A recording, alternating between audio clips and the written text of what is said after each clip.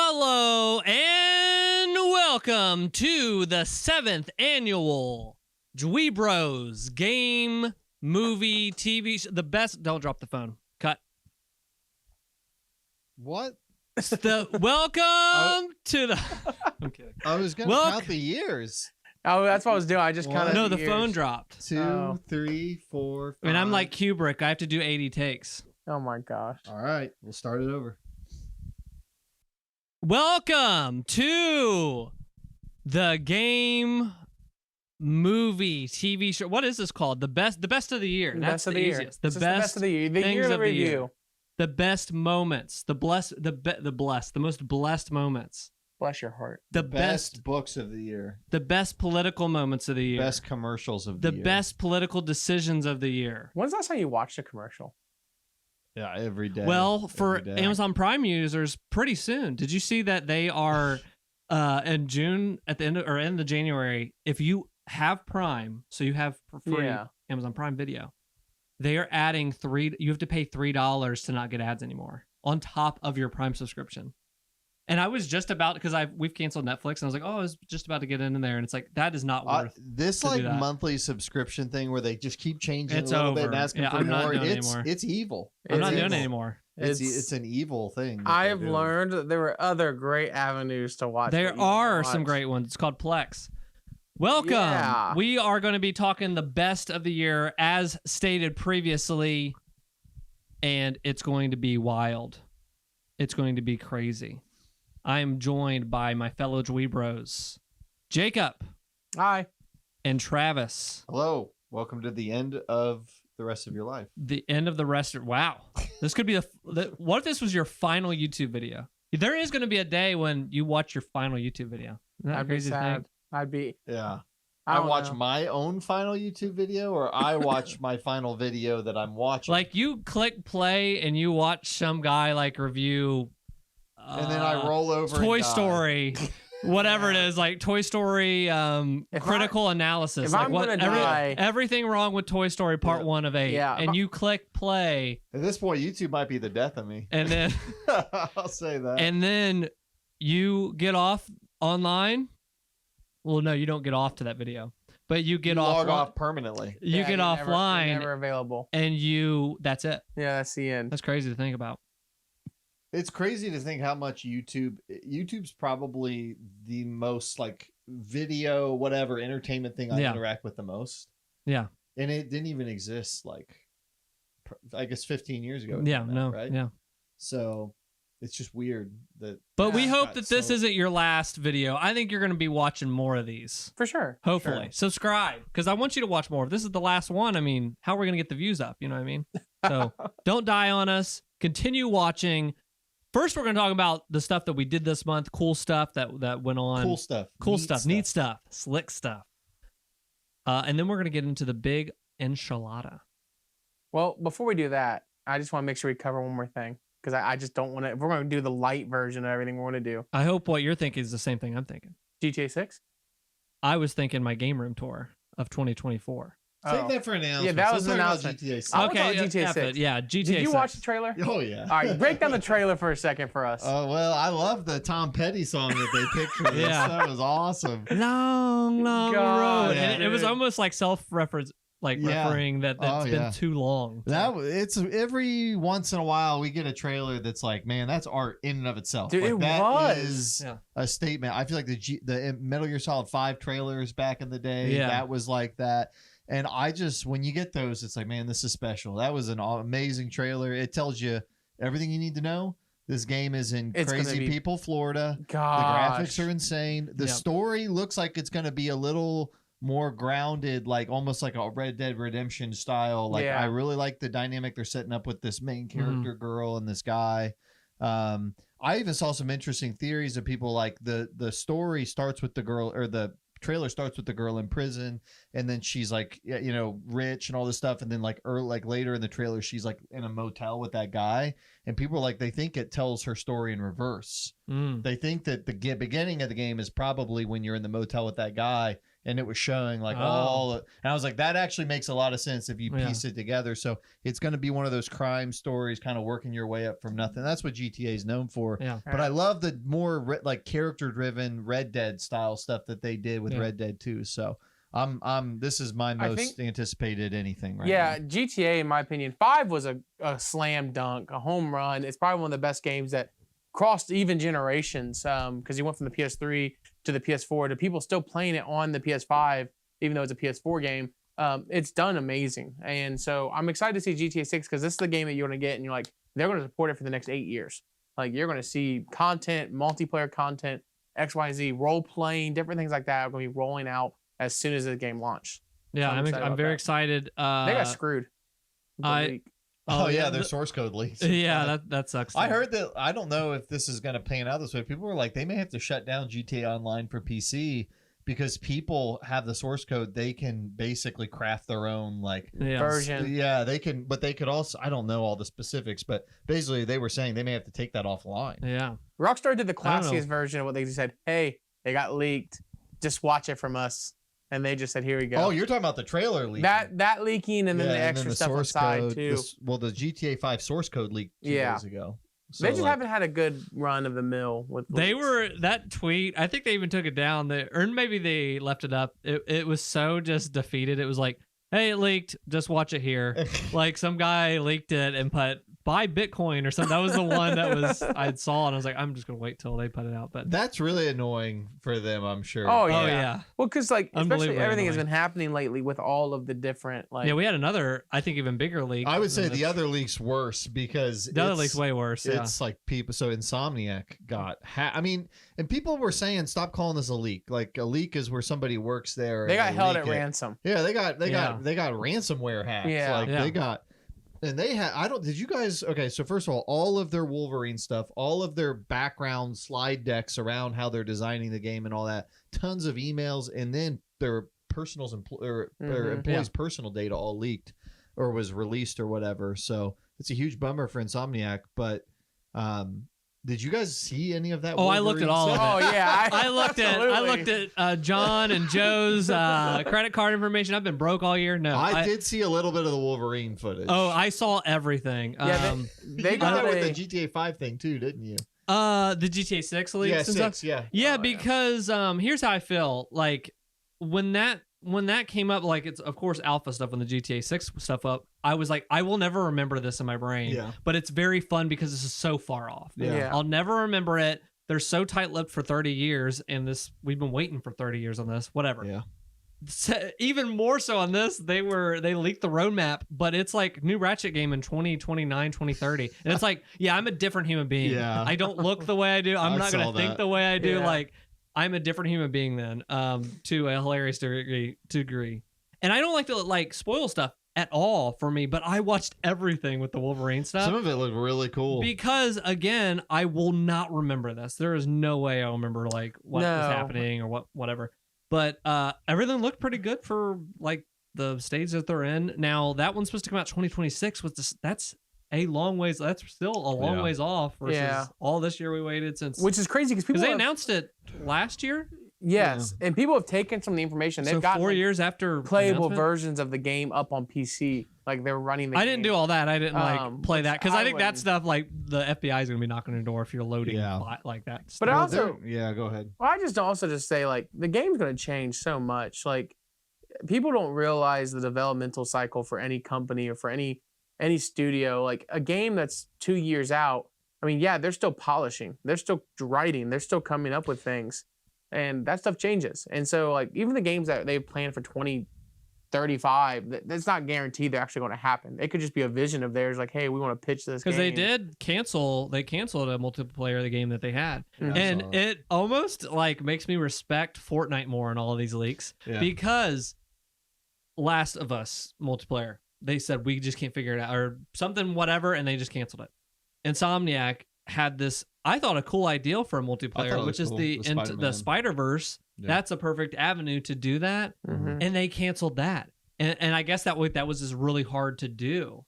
And then I'm looking at Fortnite. I'm like, dude, Fortnite's on chapter 5 or season 5, and it's like it must be harder than what you would think it would be. Live service games are a lot more difficult to manage. I think it's hard partially because to get the funding, the business people want to like know that this is going to have because it costs so much to make it. They want to know, like, I want an ironclad, this will be a success, which is so ironic because Fortnite didn't have that assurance when it was being made. Originally, it wasn't the intention of that game. It really, the only one that was like, we're making it, it has to be a success, we need it to be a success, was Destiny. And they have been through hell. They put themselves through hell multiple times with that game. It takes going through hell. It takes going through hell to make these types of games. And so that's why, whether it's the Insomniac one, whether it's here's what's frustrating me though, is Sony has already nailed this, what it should look like for them, and they nailed it with Ghost of Tsushima. A simple multiplayer PvE style, like fighting little raids, doing that. If they had something like that for God of War and for Last of Us, like Factions, I think was originally supposed to be something like that, then it works. If you try to make it its own platform and its own like seasonal event thing and all that, that's when it falls apart. And I know that's why, like, Naughty Dog came out and said this was actually a battle for our studio's soul. The route it was going was, if we stayed with it, we would no longer make single player games. Yeah. Did you guys read that statement? I did. No. So they came out and they said, we're canceling this game, but you need to understand why. It's not just because we don't think it's good. We actually think it's great. The problem is to get this across the finish line and then to maintain it. We'll never make another single player game, and that's what we care more about. And that's why they canceled it. And that only got blown up, I think, because Bungie got involved and was like, you guys need to do this and this and this and this and seasons and all this stuff. And I don't know. It's like these companies, they want to take everything and make it a fully fleshed out online world before it's even gotten out the gate. It's like the smarter thing to do is make lots of little investments. Like have the Ghost of Tsushima team put together that little thing. And then when people like it, add to it. Don't act like you're going to hit the ground running with this roadmap and all that. That's what happened with Blackout and Black Ops. I mean, I'll give you an example. Black Ops 4, they released the BR. It was one of the first BRs that came out, which was Blackout. It was a 45-person map that 45 people dropped in, and it was a battle royale. And people were like, oh, this is great, but it's not like amazing. And then boom, Warzone hit. The next Call of Duty came out, Warzone dropped. They used it as a stepping stone. And it was bonkers. It was amazing. It made Activision so much money. The Call of Duty franchise has never been better. Now, obviously, we look at it where its state is now, which isn't the greatest. It's still playable, but they had a stepping stone. They had something they can work off of, like Travis said. And unfortunately, companies like Naughty Dog, they can't afford to be a stepping stone. They have to like develop their world, which they had one. I disagree. They could have. The problem is Sony put all this pressure and made Bungie consult with them and say, here, do what they did with Destiny. I actually think that they did a stepping stone. It was called Factions on the first Last of Us. And it worked out really well. And they started the Last of Us 2 multiplayer was a Last of Us 2 multiplayer mode originally. And the leaked screenshots and stuff look awesome. It's the same UI as like Last of Us 2. You're in your safe house. You're doing all these side missions. They did not. If you play Ghost of Tsushima's multiplayer, no, I played it is its own. Though. It's like its own side load. Like after you're in the game, you click multiplayer and you go to this whole other thing, and you have your own progression over there, and there's missions and stuff.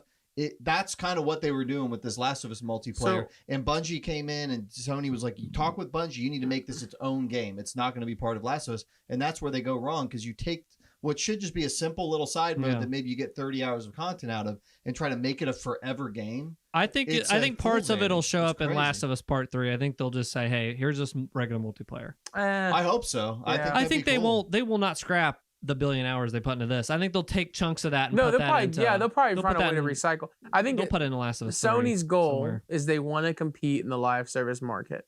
That's what they're going to continue. They all do. Everybody wants a piece of the want pie. A piece of this pie. They want a piece of the subscription model, whatever it is. And it sucks because now you're taking your studios and you're even stretching them even more thin. And that's just not what Naughty Dog's for. We could actually speak forever on this, but I just want to get one other key point from the leaks because there's a ton. But the one that was interesting was like sales data from like Spider-Man 2 and also all the sales data from all these games we didn't know about. The Sony games. Yeah. And people were like, oh, this made this much or this whatever. And it's like, that was considered a failure at this whatever. And that was the biggest thing was they said, and that sucks too, is finding out this about, for the employees. They were like, yeah, we're cutting like 75 jobs. Yeah. And they said like, there's going to be a studio closure, But like one thing that they said that they're having to, I think they're even cutting it at Insomniac and stuff because, and that's what people were saying was like they made so much money with Spider-Man 2 and did so well, but even then that wasn't enough. Like they're still getting in those like layoffs and stuff, and it's like this is not sustainable. But I think that's a common cycle. It's not sustainable. It's not sustainable. We can't do that. It's not going to last. The like super high production value single player games are going to be in trouble. What I don't understand, and I'd love it if somebody could explain it, Spider-Man 1, I believe I saw had a production budget of $80 million. Mm-hmm. And I saw people trying to do napkin math. They're like, there's 500 employees, and for 5 years, stop. When you work somewhere on projects, you put your time towards different things. So when they were working on that multiplayer Spider-Man team, developers working on that would code their time to that. Or if they're working on that and Spider-Man 2, they would split it. So you can't just take their overall head count and say that's the budget. But Spider-Man 1 had like a production budget. It was like 80 million or 120 million. But it was high. Yeah. But like that, you make movies for that much. Spider-Man 2 had a production budget of 345 million. Yeah. People are like, where's it going from? Where's Spider-Man the budget? 2 is better. And I'm sorry. That's on some fundamental level, you have mismanaged your company. Yeah. Because you don't need to spend 3 times the money to make the next Spider-Man game. I know wages go up. I know. That was the funniest meme. Was like, where did the money go? Yeah, that is like why are you spending so much on candles? I don't know. Like maybe like even it's the same world. Just you added maybe Brooklyn, I guess. Like.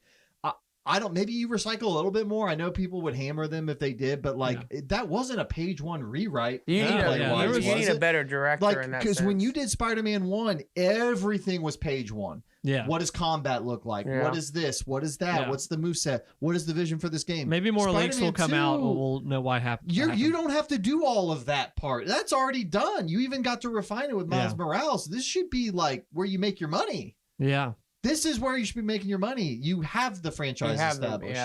I do not understand that at all. I am wondering, because this game was in development over COVID time, that a ton of money just got wasted trying to move stuff to like Zoom and trying to maybe they had to buy people's like equipment to get moved to home. You're asking the right question. I think that might have fricked stuff up along with the development time to get poor Insomniac. That's all I can say. $345 million. That's a lot of money. When you spent 120 on the last one.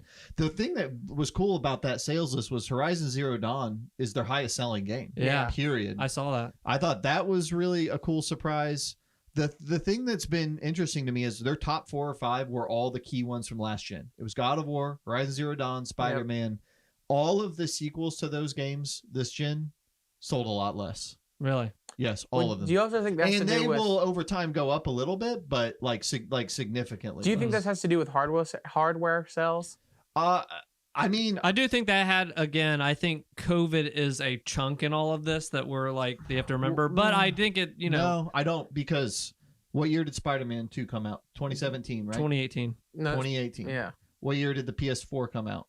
2013. 2014 was its first full year. No, the PS4 itself. So it was 4 years. It was 4 years into the PS4. Yeah. We're entering the 4th year of the PS. Yeah, this has been a terrible production cycle for Sony. So like, and there's nothing else to play. So like, I don't like and the PS5 has sold even with the PS4 as we've gone along. And I'm still gonna give a little. It's a $10 million. It's a $10 million. I'm gonna give some decrease. grace because what happened finally, I think it was last year.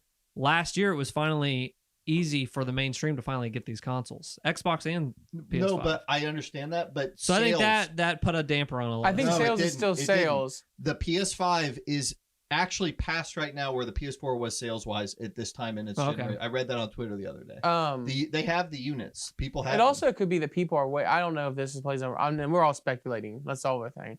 But something that did happen was Spider-Man got ported to Steam and PC. I wonder if there's people who are waiting to play the game until it gets ported to Steam.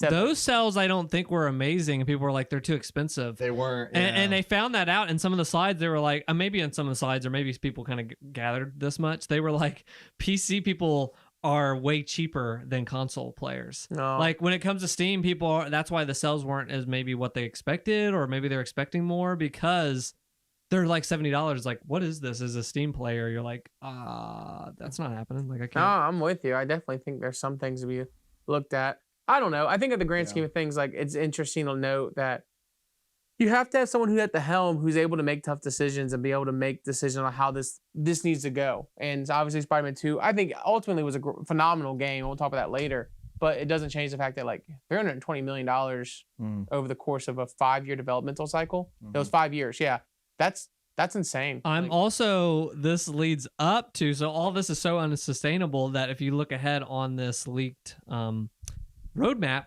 there's Spider-Man 3 in 2 parts. Yeah. So you're paying $70. You're paying $140 to get. I don't know if that's going to fly. Why would they? There's no way they'll actually call it Spider-Man 3 Part 1 and Part 2, right? It says they basically said like Part 1. I think it is listed as Part 1, Part 2. What made me sad was with Ratchet. I don't play Ratchet and Clank, but with that being in 2029, and then in between now and then, it's all superhero games. It made me sad of like they're just a Marvel studio now. Yeah, when I saw that, that was a big bummer. I was looking at it going like, we are getting superhero games only from them. And I guess Ratchet and Clank. Some people, I was getting mixed signals. Some people were saying it didn't sell well, and some people said that's why they're kind of moving on and like they're building all this. Rift Apart is a launch title that was rough. Yeah, the launch titles I'll give you, those were screwed. So there's no way. I'm and then they said Ratchet and Clank. That's at the end of like in 2030. They're like that. We're finally getting a Ratchet and Clank sequel then and a new IP. But for the rest of the decade, it's Marvel. I was like, I'm sure the stuff will be cool. And when I saw X-Men is like the new thing we didn't know about, and I was like, that could be cool to see like Cyclops and all these people that I loved on, like I love the Sega Genesis like X-Men games. I was like, I have not played an X-Men game. You can do it. That could be really cool. X-Men really fun if you do it right. But they've made a fun one on like the PS2 era that people liked. What was it called? X-Men Legends? Legacy or Legends. Well, it's like also like Ultimate Alliance. Is it Ultimate Alliance? I think it's what it's called. It might have been. Yeah. People really liked that, but I want to see what Insomniac could do with it. That'd be cool. But at the same time, I'm like, oh, that's only Marvel for the rest of the decade. Okay. Yeah, they're only making Marvel, and everybody else is making live service. Maybe Naughty Dog will make something. It's Sony's in a weird place right now, and the other thing is they have tried to follow Xbox with their Game Plus per whatever. There was leaked stuff in there about that. It's not as good, but I will say that is definitely cannibalizing some of their sales because if you didn't buy Rift Apart, when it launched, but now you have a PS5. Yeah, you're definitely not buying it now because it's part of your subscription. Yeah, you know what I mean. And Horizon Forbidden West and Ghost of Tsushima, all these games are on that subscription. Yeah. It's like, why would they followed Xbox on a thing they didn't need to follow them on. They had their own strength. Yeah, people were buying their games, and now they made them part of a subscription. I think that's what it is. Subscription. Like Nintendo's not doing that. Nintendo doesn't discount their own games. I'll tell you right now, it doesn't matter how much it sells. This thing is $60. We're never lowering it. Can I tell you right now? If anything, I can ever confirm, and we crap on Nintendo sometimes for not the decisions. They're the most stable company in the world. Like they really are. They could go through. Well, they are. They do what I think. After looking at all, my big takeaway is I connected to Armored Core 6. That game could be cross-gen, and maybe it was. Did it release on PS4? I don't know. I would freaking think so. It does not look. It does not look like a extreme next-gen game, but it doesn't look bad. It looks beautiful in a lot of parts. Playing that game, I never was like, this graphics suck. But I was playing that game going, this didn't cost $300 million like Sony. And I had an immense amount of fun for it. And I'm just sitting there, that's in my mind, and I'm looking at all this data for Spider-Man and looking at whatever, and I'm like, this is unsustainable. Make some Armored Core 6s, or Nintendo, as much as we make fun of them, me included, bad about this, they're always a gen under. Yeah. And they're sitting there like, they're good because their development is always cheaper because they are always basically a generation behind. Yeah. They are a generation behind. They're genius. And now maybe they knew, maybe they foresaw where we were going to be in the world right now. But I'm waiting for the day we get announced we have a Mario live service game. That's when you know it goes down the toilet. The next Switch will be 1080p. And people will freak out. Oh, I'll freak out. But then they'll buy it. They'll buy it. I'll buy it. Well, I won't freak out. Like 1080p I only want 1080p. I'm happy with just being generation behind, but like 720p, I couldn't do it. Yeah, I'm done with that. But but 1080p, it will be a 1080p. I'm fine. I can deal with that. Yeah, and I'm fine, but and 2K if you dock, maybe. Yeah, like yeah, maybe you get 2K. It won't be 4K though. Like when people say 4K Switch, I laugh. there's no way. No. Like they don't There's no understand how this works. No. So Did you know what I also think on is that new Steam Deck that came out? No, That's not even for No, OLED. it's not an upgrade. No, oh, no, yeah. It's the just an OLED upgrade. version. It's just an upgrade. The OLED. OLED version. I'm like, you're really thinking Nintendo's going to be 4K at this point? Yeah. No, when Steam it's couldn't hard. It's figure hard it to out, get but- that put together. Couple of quick things to wrap up as the years. Obviously, we still play video games this month, and a couple of the games I wanted to just tell you guys I've been playing. Pokemon Rocket. Have you guys heard of this? no, I don't know what that is. Well, I thought you were making up a name, you and Kenny. in Well, our I group kept chat, calling but on accident. Dude, I've been hanging out with some friends. They're like, what have you been playing? I'm like, dude, Pokemon Red Rock. No, not. That's Red what I Rocket. googled when I you was like, guys kept saying that. Stop where Googling. I it. did. I saw something else. It's so the way you make ROM hacks. This is what it is. It's a Pokemon ROM hack. You have to get the base game, your ripped version of the base game, and you have to install a patch over it. And that patch is the new game. So when I installed the patch, it's Pokemon Fire Red Rocket Edition, but I kept calling it Red Rocket. And I just couldn't get out of my thing. I'm really talking to a parent of a teenager. I'm like, yeah, I've just been playing Pokemon Red Rocket. And I'm like, oh Nope. my Oh my gosh, that's Sorry. like your top of the dong story. sorry, my gosh. bad. So like I just couldn't get it That's like wild. stopping. But anyways, dude, best Pokemon hack I've played is this is by leagues the best. If you guys haven't played Fire Red and Yeah. you play in parallel the entire story as a Team Rocket grunt. And so you are running in parallel as Red is going through his adventure. You are doing Team Rocket missions. Oh, that's And cool. you'll run into Red and Mountain Moon, and you'll run into gym leaders, and you can catch opponents' Pokemons. So if you're like battling someone, you beat them, you're like, I want that Pokemon. You can steal it from them. Oh, that's cool. And there's a karma system. There's a karma system in this dang game, and you get rewarded based on this karma system. And I was saying, I need to play another playthrough and play it differently because I didn't do a certain way. That's amazing. And I was like, dang, this is really good. Yeah. So I was like, and I looked it up, and apparently everyone's like, yeah, this is by far one of the best ROM hacks we've ever had.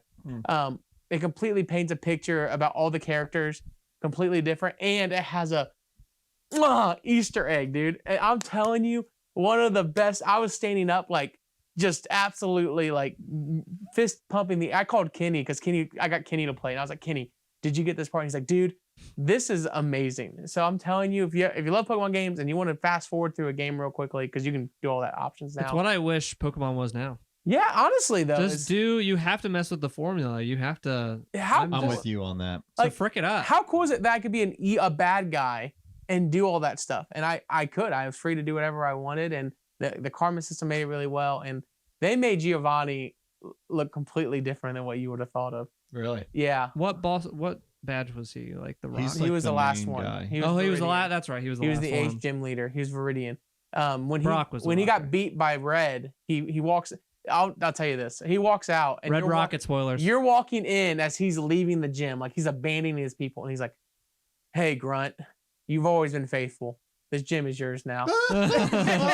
And he's like, "I really have to reflect on my life choices. I just got beat up by a 10-year-old." And he flies off. And I'm like, dude, this game's amazing. Like, this is the That best game sounds ever. so fun. Yeah. Like, this is so fun. How long is it like to play through it? I beat it. I played it fast forward, so I probably half this.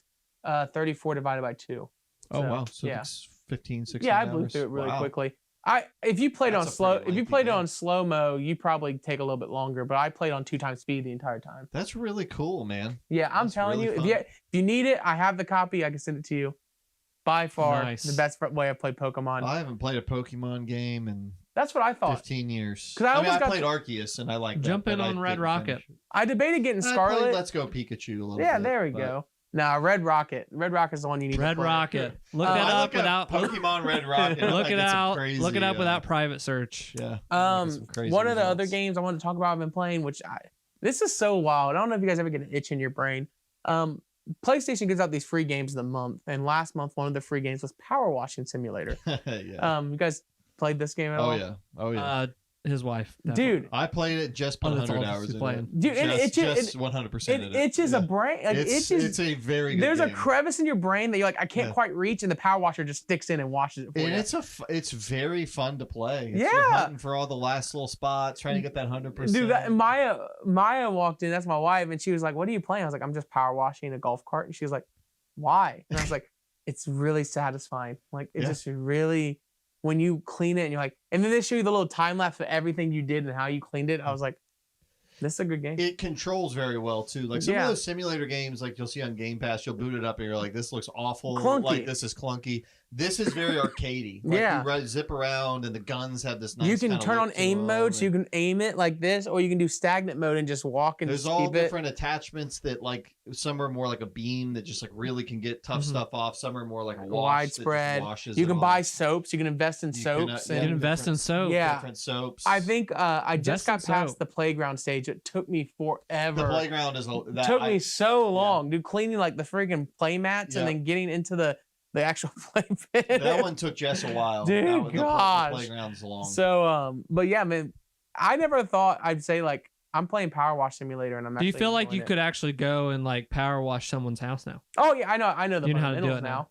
I'm not like I used to think power washing would be like, how do I put this? You just quickly spray over one area, but reality is you need a certain type of nozzle, a certain amount of distance matters. How quick you move matters. All that plays a factor. I think there's going to be a rise of like power washing businesses. Dude, this game apparently like really popular. Jess liked it so much that she was like, "Could we get someone to power wash our house?" And I found a person who came out and washed our house. Why didn't she do it? Well, I was like, "Do you want to do it?" She's like, no, I want someone to do it. She wants to sit in the front yard and watch. She just wants to watch. But then she was like, she went outside. She should get outside with an Xbox controller. No, all the guys oh my went god! Outside after they were done, she's like, I was like, "It's done," and they were like, she's like, "They kind of missed this." I was like, "It's real life." Like, I'm sorry. There are some things that she's hitting the highlight button. Didn't she see? Didn't you see the completion meter? This is 88% to me. Yeah, like, this isn't done. I'm like, I don't know what to tell you. We need to paint the house. Honestly, let's just change it up a little bit. So there are some limitations to real life. Did she get the DLC for it? Oh, it's all on Game Pass. Yeah, so she did the Tomb Raider, SpongeBob, Doom Raider. She didn't finish the SpongeBob. She did the Tomb Raider, and she did the Final Fantasy VII Cloud's Bite. Yeah.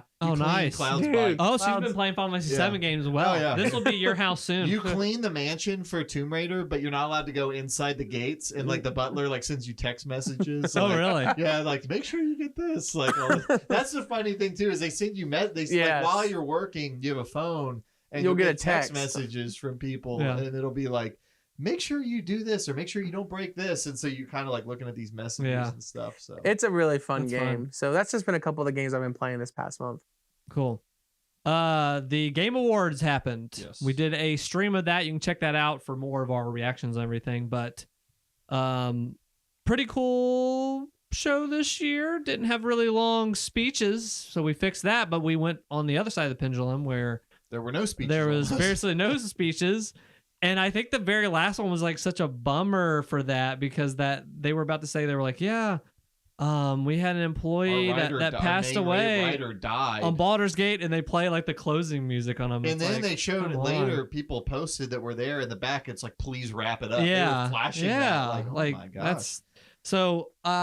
There is a way to not violently react in the other way. Now, I will say the good other side of the pendulum was they have security at the wazoo now. Yeah, they were. And I don't think I'm going to complain about that because it's like, I just feel like the production value of it is so YouTube-esque that like I don't see how it gets any bigger.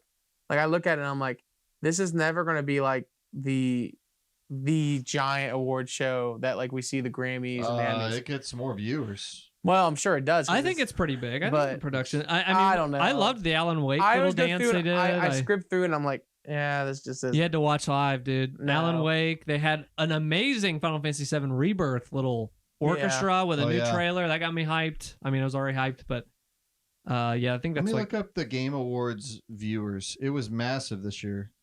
So last year was 103 million. This year was. Give me a second while I look. 118 million. Oh, okay. Live viewers. Stocks up. For comparison, Oscars live viewers 118 million. 118 million. I feel like the Oscars nowhere near that. Nowhere near that. 19 million. Nah, Oscars 19 million. No, they're not. The Oscars historically are notorious. They don't get a lot of viewers. Wow, they're bigger than the Oscars. They're so low. Joseph Ferris is probably not 10 times. The Game Awards are a massive event viewership wise. That's like a super not a super. I don't know. I just watch it. And I think their viewership is only going to go up since it's gone up every year. We finally got also closure this month of E3 is definitely done. Yeah. Which we kind of already felt like it was already like gone the past years, but this was definitely the end, and now it's like the Game Awards is the only live video game thing left at all. Yeah. Like, I take that back. They have Gamecom and all that stuff, but for like big announcement stuff, like we see a lot of stuff at Game Awards. You know. Yeah, I just think the production value is low. That's my opinion, and I'm entitled to it, so which is awesome about it. Well, what do you mean by? I'm just curious. What do you mean by production? It just seems low value? budget. It seems very. It's not like, how do I put this? Jeff Keighley isn't funny. Like I never thought. You don't like the personality. Yeah, I don't like how he is or how he. But what about the budget? All these like people in orchestra and stuff playing. Yeah, that's like huge. See, like that stuff. I'm like, I look at it, I'm like, that's so boring. Like, do something else. What is like? production? Show me more trailers, or like do better award like ceremonies. I don't know. Like the awards, I will give you this: the awards themselves. We say this every year. You gotta give some more time to them. Yeah. It's the award show, and I know that the trailers pay the money, but they let frickin' Jim Bob get up there and talk for 10 minutes about his passion project, and then they rush the award person off. And the by stage. Jim Bob, we mean Kojima. Well, they'd let Kojima have he can have all 30 minutes. He doesn't care. He has a residency at the awards. That was the one thing. After it ended, I was like, yeah, I didn't really realize that while watching, but afterwards, like reflecting, it was like, yeah, it gave him like 25 minutes, and the people like, yeah, our writer passed away, and they're like, wrap it up. Yeah. Like, that's kind of my biggest complaint is just, and this is just an industry complaint. So many squad shooters with crazy people with pink hair and yellow smoke grenades, and it's a common thing. Oh my god! And dude, if like these games suck. I'm trying to think like Game Awards of years and years ago. We also probably had a trend people were chasing back then, like looter shooters and so. You know what I mean? Like there's always trends. There's always a trend, and there's going to be a million copycats that try to advertise on that. The shooting genre is just really easy to make. It's just really easy to do. But you know what's not easy to do? Coming up with our game of the year. Can I say one more thing? No, I'm just kidding. Go ahead. Oh, I did have one thing to say too. You go ahead. I wanted to circle back to the beginning to GTA 6. I didn't get to say one thing. We have talked about it's like the PS5 Pro, and there's rumors and stuff, and I've always been like, hey, I'm not really looking for that. Like, we still have a lot of life in the PS5. I don't even need a Pro right now. Seeing that GTA 6 trailer knocked me out of that for the first time because of how dense those scenes were and how just filled the scenery and all that stuff was going on. I was like, how are they going to do that in an open world game? Like, I'm looking at that and I'm like, oh my gosh. It was the first time I went like, the PS5 Pro is going to make more sense probably in 2025 when this comes out. We'll see. I agree with you. It in the sense that it'll be more open to that for the first time. Like, oh, okay. I'm riding this PS5 till the wheels fall off because the first half of this gen has been terrible. Has been not what I. It doesn't deserve a Pro. Yeah, we haven't really utilized all of the power of the PS5, I feel like, still. But this is the first time. Point. Yeah, first time I was like, I think we could use one by then in 2025. There's going to be some crazy stuff coming out in the next few years. Yeah. That was, right. For that game, I was like, oh, that looks really cool. So, yeah. I think that's. What did you have to say? Oh, I finally beat Overcooked. Oh, yeah. It's been a 2-year process. A 2-year. We beat it, but part of it is as we would go through, if we just played the levels, we would have finished a billion years ago. We wanted to get the 3 stars on every level. So, and the final boss, have you beaten Overcooked? I have. The final boss of that game, did you play by yourself? Monster. No, it was me and Jess. Yeah, you, okay. Oh my gosh, the final boss, you have to be perfect. Yeah, and they are not. It was like, oh my gosh, and then like you have to cook soups and burgers and fish and chips all at the same time. I've never met a game that pushes the limits of communication. It does. Then Overcooked. It's almost Destiny raid level. Like, no, you need to grab this and then get this on the plate, and you need to hand me this. I can't. I feel like I've said before. You and your wife have to play this game. Oh yeah, absolutely. We will play this game. It is, and it's got 4 players, so it'd be fun to do a group sometime and play it. It is so good. It's fantastic. But speaking of that, I bought Hogwarts Legacy at the beginning of this year, and we finally, after months, played it again. Oh, I've been playing it too over Christmas break, and she was like, hey, let's break that out again. So I let her play, and I just watched her, and she was even doing combat for the first time, and getting a little bit better with the camera. That's the biggest hold up. It's always getting a little better on that. Still trouble, but I was cracking up because she found what is funny to all of us in open world games. We did something like we went through this cavern, went to this thing, and when we got there, this other entity, person, whatever, was like, "Oh, you need to bring the book with you as well. You need that book." And the whole time Chelsea's watching this, like, why didn't you tell me to get? I have to go back and then come back. Like, why did we do that? Like, why was that? So all the annoyances are like fetch quest stuff or whatever. Yeah. Like, why was that? I have to do an additional thing. So, but hey, I gotta say, this is a good time to say this. We watched through all the Harry Potter movies. Oh, we started, and I had never seen the last 3 or 4 of them. I haven't watched the last one. Okay, I'm glad I finally went back because like the 6th, 7th, and I guess 8th one I had never seen. That series does end really well. I ended up really liking it. The first of the last 2 had me kind of like on edge because I was like, this is weird. Yeah, it's a weird movie, but when you finish it all in context, it makes a lot more sense. But they do it justice. We watched all those, and then I was like, because she started it and then never went past the first hour, and I was like, can I play on your file? She's like, well, no, you should make one. I'm like, I gotta sit through this whole friggin' thing with the friggin' thing. But I did it, and I went through, and it was fine. So I made a character. That game is really fun. Yes. It's a very, very well-made game. I will keep messing around and going through it over the next, however many couple months. But it is cool when she'll walk past shockingly something. Polished. It just captures that world and the castle and everything really well. She'll walk past something, Chelsea will, and go like, "Oh, down there's X or Y. Oh, over there. Yeah. Oh, okay, that's that's pretty cool how they did that." And she'll like look at it like. So for a fan, like you're gonna have a lot of fan service. Like, oh, that's cool they did that. Oh, okay, after mainlining the 8 movies and then starting that up, I was like, oh, okay, cool. And then over here, it kind of makes you like you just know where things are. Yeah.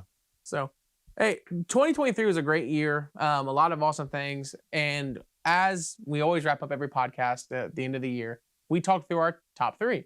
So this year we have our classic top 3 video games of the year. Always start out with this. There's always an honorable mention, right? Are we doing games or we wait? Games. I thought we're do games first. Let's do games. Yeah, we always do games. Oh, I thought we always ended with that. It depends on the year. Okay. I don't mind to do something else first if we would rather save games. I thought we always saved games. Let's save games because that's like what we're known for. That's like the big enchilada. That's like the game of the year. The games at the end. Okay. Well, we just switched things up. Because you guys don't have enough for these other things. So we have movies, TV shows, games. All right. You guys don't have the 3. I don't give a crap about TV shows, so let's just do that first. Okay. All right. TV shows. This one's easy for me because there isn't a top 3. Yeah, we're just gonna do top 1, and you can pick 3 if you want, Zach. Honorable mentions for me. They don't take 2 or 3 because I don't think they were good enough to take 2 or 3. Jury Duty is an amazing show. Absolutely hilarious. You'll never be able to capture that again. And so just if you haven't, go watch Jury Duty. It's a gem. It's a hidden gem on Amazon that will probably be going away next year that you need to go check out and watch. And my other honorable mention is The Last of Us. Phenomenal show. Great time. Great production value. Great casting. I cannot wait to get more Last of Us. Okay. So that's your 2 honorable mentions. Just make those your 3 and 2. I cannot rank them because they are both the same in my eyes. So they're both 2 and 3. Whatever you want to make them. The audience They're your decides. runners up. The audience decides. Okay, so now we're on. I'm saying that's ones. your 3 and 2. Or you need to do your 2 and 3. I'm doing 3 and 2. Or sure, do 3 and 2. Because I have a 1. Okay. My number 3 is The Last of Us as well. Awesome adaptation of a video game. We talked to death about it, but really was impressed with that. So that's my number 3. That's a fair number 3. I don't know where I put it. But what's your number 3? Number 3. I don't have a 3 or a 2. Oh, you don't have a 3 or a 2? That's why you need to give a 2. I only have a 1. Okay. So that's why you got to do your 2. Number 2, Copenhagen Cowboy by NFR. Talked about that. I think that was like spit. You did. What is that? I talked about it on the podcast. Why can't I remember that? It's Nicholas Refn who did Drive made this. So this was. I just took a pinch. He did Too Old to Die Young and on Netflix. He jumped over to Amazon, did this show at the beginning of the year it came out. Love this. Very Metal Gear-esque, very Kojima inspired. Metal Gear-esque. Heavily Kojima inspired kind of show, but loved this freaking show. It's Metal Gear? It's very Kojima inspired. Is it like tactical espionage? No. There are parts that just like it has the DNA of Kojima in it and stuff. Okay. I'm gonna check this out. I really highly recommended it to you because it felt before it fell out of my brain. And dude, you're like, what's that movie? What's that TV show? No, I freaking adored the show. Okay. This was a hard pick between. This almost made my number 1, but it just it's unbelievable. So very cool story about. It has supernatural elements, but there's a girl that has to fight her way out of kind of weird slavery that she's in the show. That she's like, she has these magical powers and has luck on her side, and she's kind of trapped in this kind of like heart, like kind of harem kind of thing, and she has to get out of that. I'm gonna check this out. But that was my number 2. All right. What's your number 1? My number 1 show is The Last of Us. Yeah. And I watched it because it's based on a game. Yeah. And I don't watch other TV shows. That's the only thing you watch. That's right. And I will say it's very good. Yeah. It's a very good adaptation, like you guys said. I think that 3rd episode was amazing. Incredible that they did that way. They made. I didn't think they would one up anything about the games. They definitely one up the way they did Bill and all that story and whatever. I hope that it awakens the brains of these writers, because video game, any media stuff outside of the games themselves, like TV shows and movies, have sucked. Yeah, have just universally sucked. And Last of Us showed, hey, leave what is abundantly good. So there's stuff that's like 1-to-1 in this show. Yep. 1-to-1 because they nailed it. They nailed it as a cutscene or whatever. And then parts where, hey, we don't need to show like an hour. And I wish there was a complaint of like, we need more.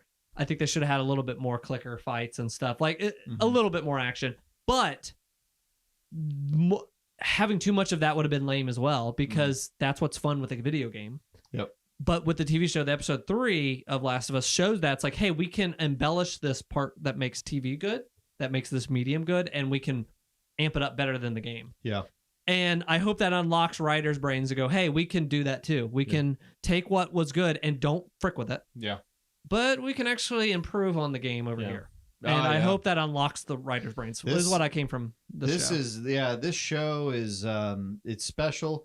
There was, anything that I was like, oh, I didn't like that. It's nitpicky. It's like, whatever. This is so good. And it's the prequel to one of the best games ever made. So some say the best game ever made.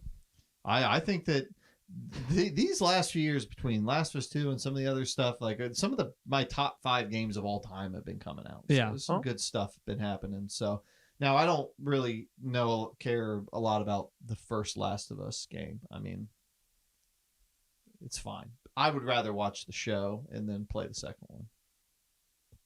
I can't wait for the second season of Last of Us. I cannot wait. I will say I'm excited too. I will say I'm dying laughing. The girl that played Ellie is phenomenal. Yeah. And I think that all the haters are like, oh, she doesn't look right away. They can F off. But I do think they're getting a little clever, because a big part of the sequel is going to be who's going to play Abby. Yeah.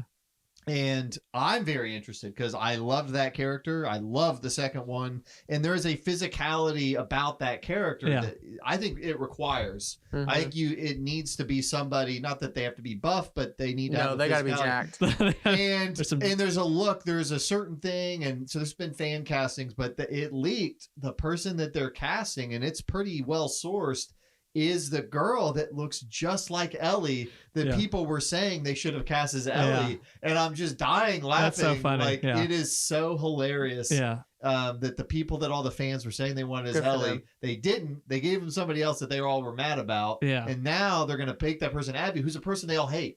Like, I think it's hilarious. That is funny. And that kind of leans into a lot of themes of Last of Us. I'm also trying to play like protective parent for my wife, who has only watched this show. Knows nothing about Last of Us 2. Same. And there are thumbnails and YouTube videos now that they're starting to cast Abby and stuff popping up, and like, and she's like on TikTok. Like, I'm like, you need to go 0 Dark 30. You need to log off, because I don't think, like, I would hope people, I know it's going to get bad out there, because Last of Us 2 became like a Last Jedi moment. There's people still pissed off about Last of Us 2 that are going to make this media cycle hell on earth for the show. So absolutely. Yeah. Last of Us 2. Not coming soon. Something to note. That was a good save. Yeah, good save. Something to note from me. My show of the year is an easy one. It's The Bear. Jeremy Allen is a freaking genius, and he's a phenomenal actor. And I keep seeing his face everywhere. So because he's amazing. He should be everywhere right now. But The Bear is a psychodrama with a hint of comedy, and It just does such a great job at making you cringe, making you laugh, and making you talk about it.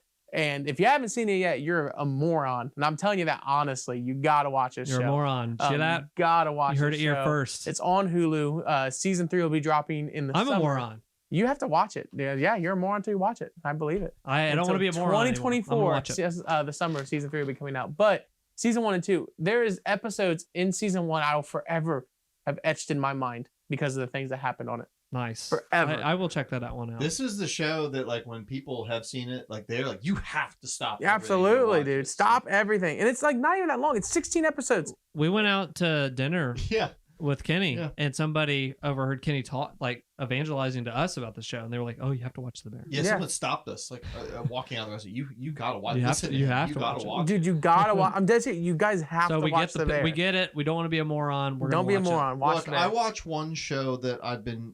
You watch one show a year. You're a one show or half a show a year guy. Last year was The Leftovers. 3 years.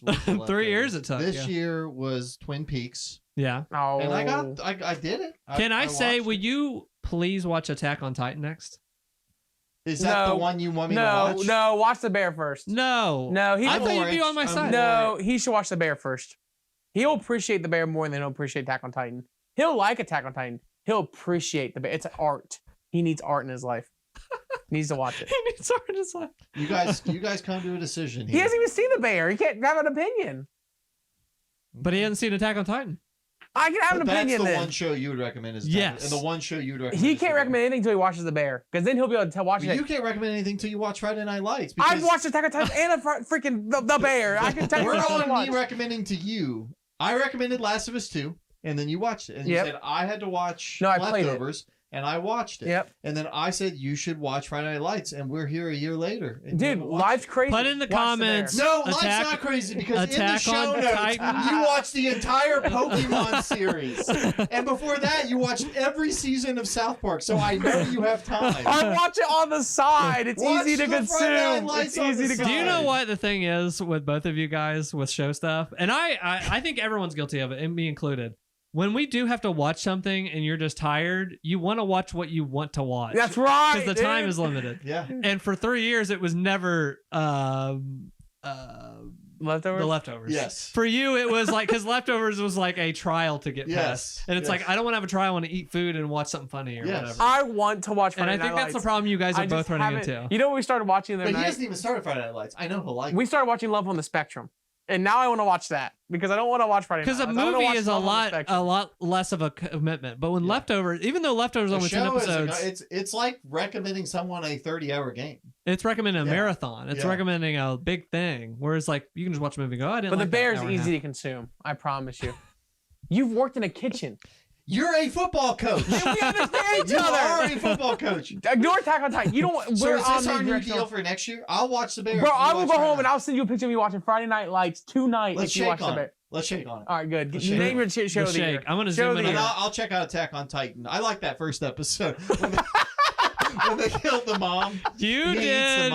You did. And I was laughing about this with Jessica, his wife. That you did the most batshit insane way to do stuff, and you came in the podcast. You're like, I watched the first episode of a bunch of things, and you didn't finish any of those things. And I sent Jessica a TikTok when it was like trying to decide what music you want to listen to. Did you see that? Did she show you that? There was a guy on TikTok who said the first thing I do is I go to this and I put in a randomizer, and then we listen to the first thing, and I was like, that's Travis. That's how you decide to how to consume. We went media. through your Plex and did thumbs up, thumbs down, and we were trying to find what things we both had thumbs up for, and then that narrowed our list, and we never watched any of it. But I have watched 13 James Bond movies and 8 Harry Potter That's movies. your South Park or all of Pokemon. Like we've all been there. He spoiled the bear, not the bear. He spoiled the bear in the room, whatever you want to call it. I have watched the entire Pokemon series in completion over the course of the past. That's a lot. That's a lot. Can I tell you how I did you watch it at 2 times speed? No, but I can tell you how I did it. It really wasn't as bad as you thought it was. As I've done every waking moment of my life, I normally had the iPad or my TV in my office playing some form of Pokemon. I would be sitting on the couch watching a show with my wife, and Pokemon would Dude, you're be an on the iPad, dude. You're an iPad adult. on the other side, and I'd be watching Ash and Team Rocket and Bronze. Watch 2 shows at the same time. every day. I can attest to this. I've had Pokemon playing in You're my an iPad household kid, dude. for the past when 35 we get those days. glasses where no one knows what you're looking at, it'll be a BCAD with us being friends with you because you'll always have something. Oh yeah, it's like I'm playing Yu-Gi-Oh. Like when we got on the podcast one day, and Yu-Gi-Oh pops up. You're like, Jacob, are you playing Yu-Gi-Oh? I'm like, yep. Because I don't know, my brain just it takes different things in. It's like I can tell you everything that's happened for Ash. I can tell you all the Pokemon teams he had. Let me ask you a question because I've always wondered. I only really watched the original run as a kid and then some of the Johto stuff. Yeah. What's the best era? Dude. As an anime, not even just like for nostalgia. I loved the first run of Pokemon. I never watched it. I had like VHS tapes. And before Zach names his #1 show of the year, my favorite run of Pokemon would be. It would be probably the Journeys on Netflix, the recent stuff. Oh, the remake? No. The most recent. The most recent stuff. So the newer season. Is Ash even in that? Yes, it's his end of his journey. It's Journeys. There's 3 seasons. It involves a new guy who his goal is he wants to catch every single Pokemon that's ever existed. And Ash is like, I'll just go with you. And Ash just goes with him. And he's taking this new trainer and showing him the ropes. And Ash has the perfect cherry on top moment that he could ever have in his entire career, and it's the end of Ash. That's the end of his story. #2 would be the original, the OG, the 1990 run of it, including the movies because they're part of it. You can't not include the movies. And my #3 would be Battle Frontier, because Battle Frontier was when Ash had his full Hoenn team, and this is in my opinion this is Silver and Gold, right? No, this was Ruby and Sapphire. Oh, okay. This is when Ash hey, I really saw him as a Pokemon trainer. He wasn't a little punk-nosed kid anymore. Because in Johto and in Kanto, he complained a lot. He never really earned his badges. He always was kind of given to him because he did the right thing, or Pikachu saved their butts from Team Rocket. In Hoenn, my dude earned everything, and he still lost. But he was a man about it. That was the meme. He would always lose at the end. Yeah. Okay. Dude, Journeys? No, dude. Nah. So I always like Pokemon 2000. Dead serious. That movie's so good. You just want a moment for your life. Go back, just look up on YouTube. Don't watch the show because you don't need to give your life to it. Just look up the moment of saying Ash wins the championship. Oh yeah. Watch that final battle because they do something in that final battle that you're like, I was tearing up, and I'm like 10 a.m. on a Friday morning. I'm working. How many episodes is this show? The Journeys one? Yeah, just all of Pokemon. Oh, bro, is it longer than 700 episodes probably? Oh, only 700. Okay. Yeah, something like that. The one anime like that, I will go back and start. I'll just play it in the background as Yu-Gi-Oh. Yeah, Yu-Gi-Oh. I love Yu-Gi-Oh. The original run of Yu-Gi-Oh. I mean Battle City and all of it. I never finished past that. When they do the dragons. Oh, I never. You know when that train crashes and Crab is on the train? That's the last episode I ever saw. Really? I don't know what happens after that. You never saw a Tim and all? No, they just, how 4 kids, they would play the episodes. Yeah. One weekend, they showed the one with the train crash, and then they never showed it again. You got cut off. And that was back when you had no agency. I could just turn the TV on. I think for 2 months straight, I turned it on please God. That's what happened to me with Dragon Ball Z. Yeah. They only had so many episodes and it reset, and I was like, oh am I missing gosh, this? that's painful, dude. Because you watch GX? I watched GX. I love GX. But I never saw the end of Yugi's story and all that. Dude, you need to... All you have to do is really watch the final battle, and it kind of makes sense. The final duel. I thought about going back and just picking up from that train thing and just playing. Yeah, the Age of the Dragons is kind of lame. I'm halfway through that. Because they introduced the Seal of Orichalcos. Yes. And then they introduced that whole arc. And that, in my opinion, the only way to watch that season is watching it in Japanese. Because the voice acting is so terrible for the English dub. Oh, I like the terrible English dub. Okay, yeah, that is like comfort food to me. Because that was what I grew up. But there's as a kid. Part where we have completely rabbit trailed. Oh my gosh! But there's a part where Tim and Yugi get separated, and he's trying to track Yugi down, and he finds Weevil, and Weevil's been possessed, and Tim gets mad at Weevil, and he just keeps attacking him, even though he's out of life points. He's like, attack, attack, attack, and he just keeps screaming at him. And then Teo runs up and hugs him. It's like, don't do it anymore. Hey, one last statement before you say your show of the year.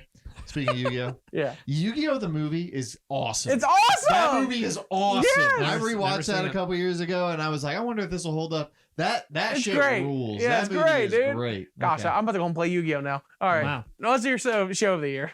All right, I think it's finally time. We have built it up so much. My show of the year, Succession. Oh. Loved the show. 4 seasons. You should watch it.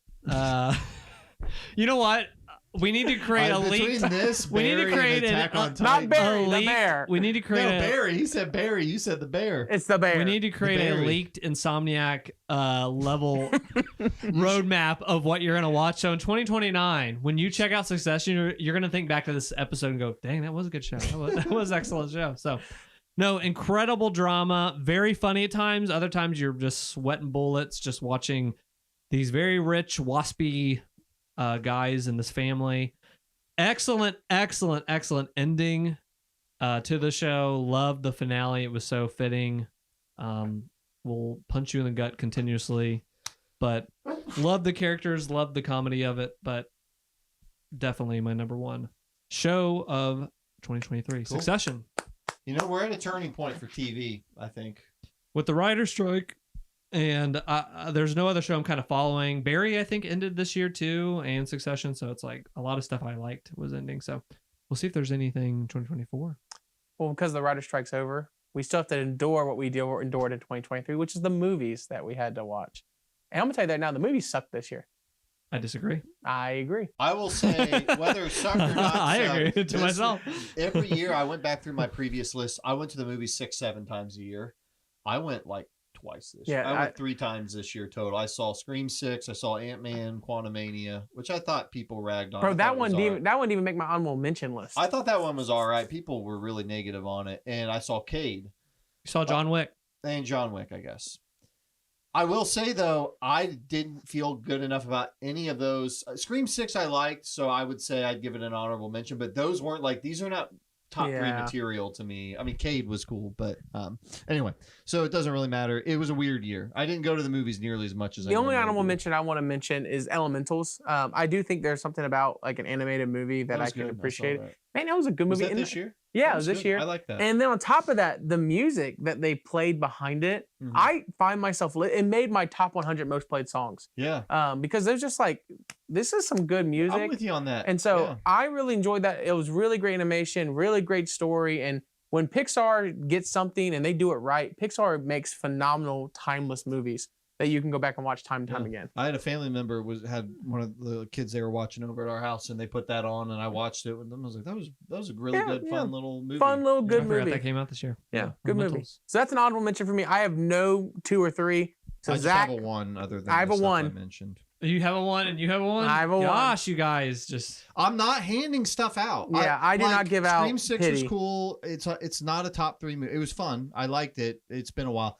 Ant-Man's not getting. No, Man, I'm not these no. guys handing are this stuff strict this out. year. I'm going to call you Robert and Ebert over here. that's just how I feel. Yeah, I don't know. I even scoured looking at movies that came out this year. I was like, bro's all butt. I would, if I had to, I would say Scream 6 I would make. Don't bend a knee. Do it. Don't Bend I the knee. like Scream 6. Oh my gosh, you're bending a knee. It just feels like it came out 2 years ago. Like I had a lot of fun with it. So would you give a movie 2 years ago a 2? I would put it as my 3. I don't have a 2, so I'll give it 3, but I don't have a 2. This ranking this year is crazy. Oh, just wait till we get to the games. Oh, yeah. Yeah. I'll we're gonna lose get your it. freaking mind. Yeah. I'll give Scream number 2. I'll give Ant-Man number 3. Oh, we bit the Okay, knee. okay. Because I liked Ant-Man. People were really negative on that. I thought it Look, was hey, fun. there we go. I liked the movies this year. Actually, Cade could be number 3. Go ahead. Yeah, give it to Cade. I really liked the movies this year. I thought they were pretty good. There wasn't like an onslaught of them, but I really had a good time. Went to the movies. I think you went to the movies more than I did, which is even funnier. Because now you're saying you've only got 3, but not 2. Should have went one more time to the theaters. John Wick 4 took years off my life. I like that movie, but it was so long. Like, that's the thing about these movies. Yes. Yeah, it Every was one too of long, these yeah. movies, let me break it down for you. I would John say that, Wick, yeah. I liked it, but it was too long. It took something out of my soul. Scream 6 I liked, but there's been all this negativity out there about Scream 7, and they fired that girl because of this Israel thing, and I'm just like, I don't know, frick Scream. And it's just like every one of these things has had something. Yeah. Ant-Man, the freaking guy, like, is like a serial abuser, and it's like you can't like. There's nothing fun about these movies. No. It's not like Dune and like in Matrix in previous years. I'm like, I love this. I'm passionate about this. So I get that. That's how I felt in past years about Halo when that came out and all that stuff.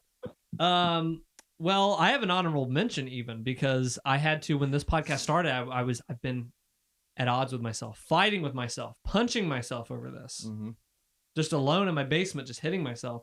Wow. But an honorable mention because I knocked it out of third place was Shin Kamen Rider, which I talked about last podcast.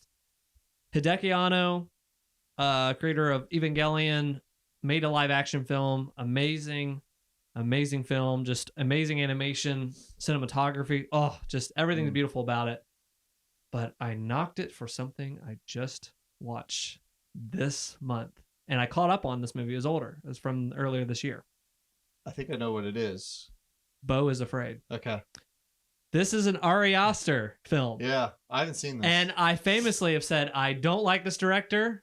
I respect the hell out of him because he made Midsommar and Hereditary, which Hereditary, scariest movie I've ever seen.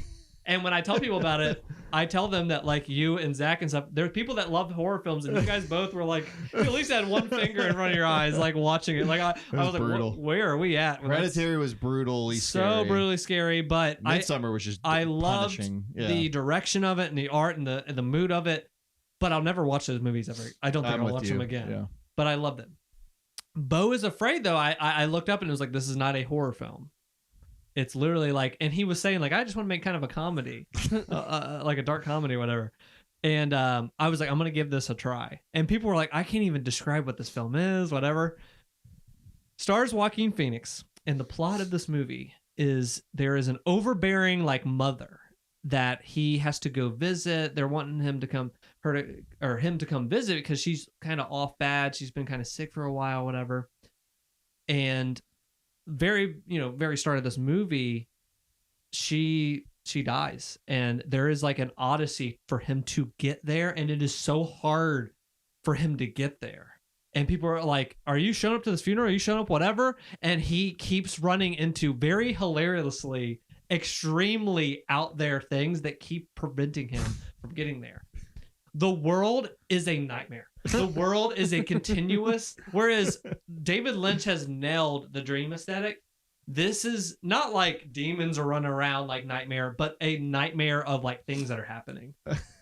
And it is so, whereas Hereditary and Midsommar affected me in this way along with horror, it still affects me as Hereditary did in Midsommar, but anxiety ridden. The whole film from the movie start to the movie end, it is drenched in anxiety. To the point but as that's going on, the anxiety meter goes all the way to where you're like, I can't take it anymore. It comes around to being funny because the things that are happening become Looney Tunes and comical on top of it, intentionally but I have had this movie in my mind because it's like by the end of it, I was like, gosh, I feel the same. Like, I don't think I'll ever watch this movie again. And I still feel this way right now. Like, I don't know if I'll ever see it again because it's so anxiety ridden. I will definitely watch it over Midsommar and Hereditary. Yeah. But I couldn't stop laughing at certain parts. You're just built up, and I've never seen a movie like it. It is so unique in that it fricks you up. It also deals with things in a very dreamlike manner, or a nightmare kind of like manner. To where like things are like real but not, and very symbolic, like a lot of stuff. I would actually compare it to Mother. Oh, I love Mother. Okay, I would heavily compare it to that. You're saying all the right things. I really want to watch this. So Mother is very symbolic, and this is very like you have to take this film almost like an art piece on a wall in a museum. Yeah. And then other times it's realistic, and other times you have to bend in and out of that the whole movie. Yeah, I really loved it. I loved like the themes and stuff they were dealing with. You get to this end, the ending to this, as Hereditary and Midsommar, he knows how to end a film, and this is bonkers. You will be maniacally laughing, but also anxiety ridden by the end of it. You've definitely sold me, because the way I heard this pitch was like, I saw a lot of people when this came out, like, I don't know what he was trying with this. This was a dud. I think people maybe went into it wanting another horror movie, but what you're describing makes it sound like the next thing in his filmography. This is pure cinema. This is pure, like, no one else is making films like this. Okay. Not a lot of people are still making films like this. There are still that are coming out, but so watching this was a treat because it was like, to make something of this caliber and it gets wide release is crazy. Yeah. Because it is pure cinema. It is pure artsy fartsy at times, but it's very just at the heart and soul of what cinema is, and like digging deep into the human soul and really tackling themes of. Dang, this is your number 3. This sounds awesome. Yeah, I need to watch this. So this is my number 3. The only reason because of that is because this was tearing back and forth at me. So yeah, but number 3 is Beau is Afraid. Got it. Cool. That's really fun. And you don't have a number 2. And you don't have a number 2. Nope. Scream 6 was fun. Oh, yeah. They're in New York in this one. I liked it. There is a really cool, like, I will say, one of the things I liked about Scream 6, just to fill in my number 2 a little bit, is Predator 2 is in New York City. So, like, the Predator's right around New York City. And, like, Die Hard 3 is in New York City. I love when an established franchise, when they're like, we're taking it to New York. We're going to New York. I love that because it's like New York is a very unique place. And so that can go two ways. Either you do it and it's like it could have been anywhere, but they did it in New York. This feels like you're in New York with the alleys. And like they're in like a bodega, like a convenience store, like Ghostface, like they are like, oh, I'm in this store, I'm safe, and he just comes in, starts slitting like the guy running the registers' throats and stuff, and it's like, wow, it's got that really good pacing and it keeps moving. So that's cool. I didn't know it was in New York. Really that's good. fun. Yeah, it's extremely That's the New York fun. one. Every horror film has to have a New York and one. then there's a subway scene on Halloween, and the Ghostface has been killing people, so everybody on the subways are wearing that mask. Yeah. And this girl who's being chased by him is like, what do I do? Like, I'm in the subway. Yeah. And the thing about these new ones that's been cool is it's a group of friends. So it's not like one main person. It's like 5 kids that are all trying to in it together. So cool. Yeah. Scream 6 was cool. Scream 6. Do you have a 2 or 3? Nope. You're just on to your 1. On to my 1. Do you want to do your 1? So I think we do 2. Oh, you have a 2. Okay. Yeah, that was his 3. Jeez. Yeah. Number 2. I can't. Oppenheimer. Well, I forgot that movie came out. Oppenheimer, just excellent. I think the one thing that I'm thinking back on that film is that it took when I found out that he was doing Oppenheimer, I laughed because he just like his films are these dun, dun, dun, dun, dun, like there's like 13 things going on and it's very action packed and very like you're on the edge of your seat, and he does these 3-hour epics.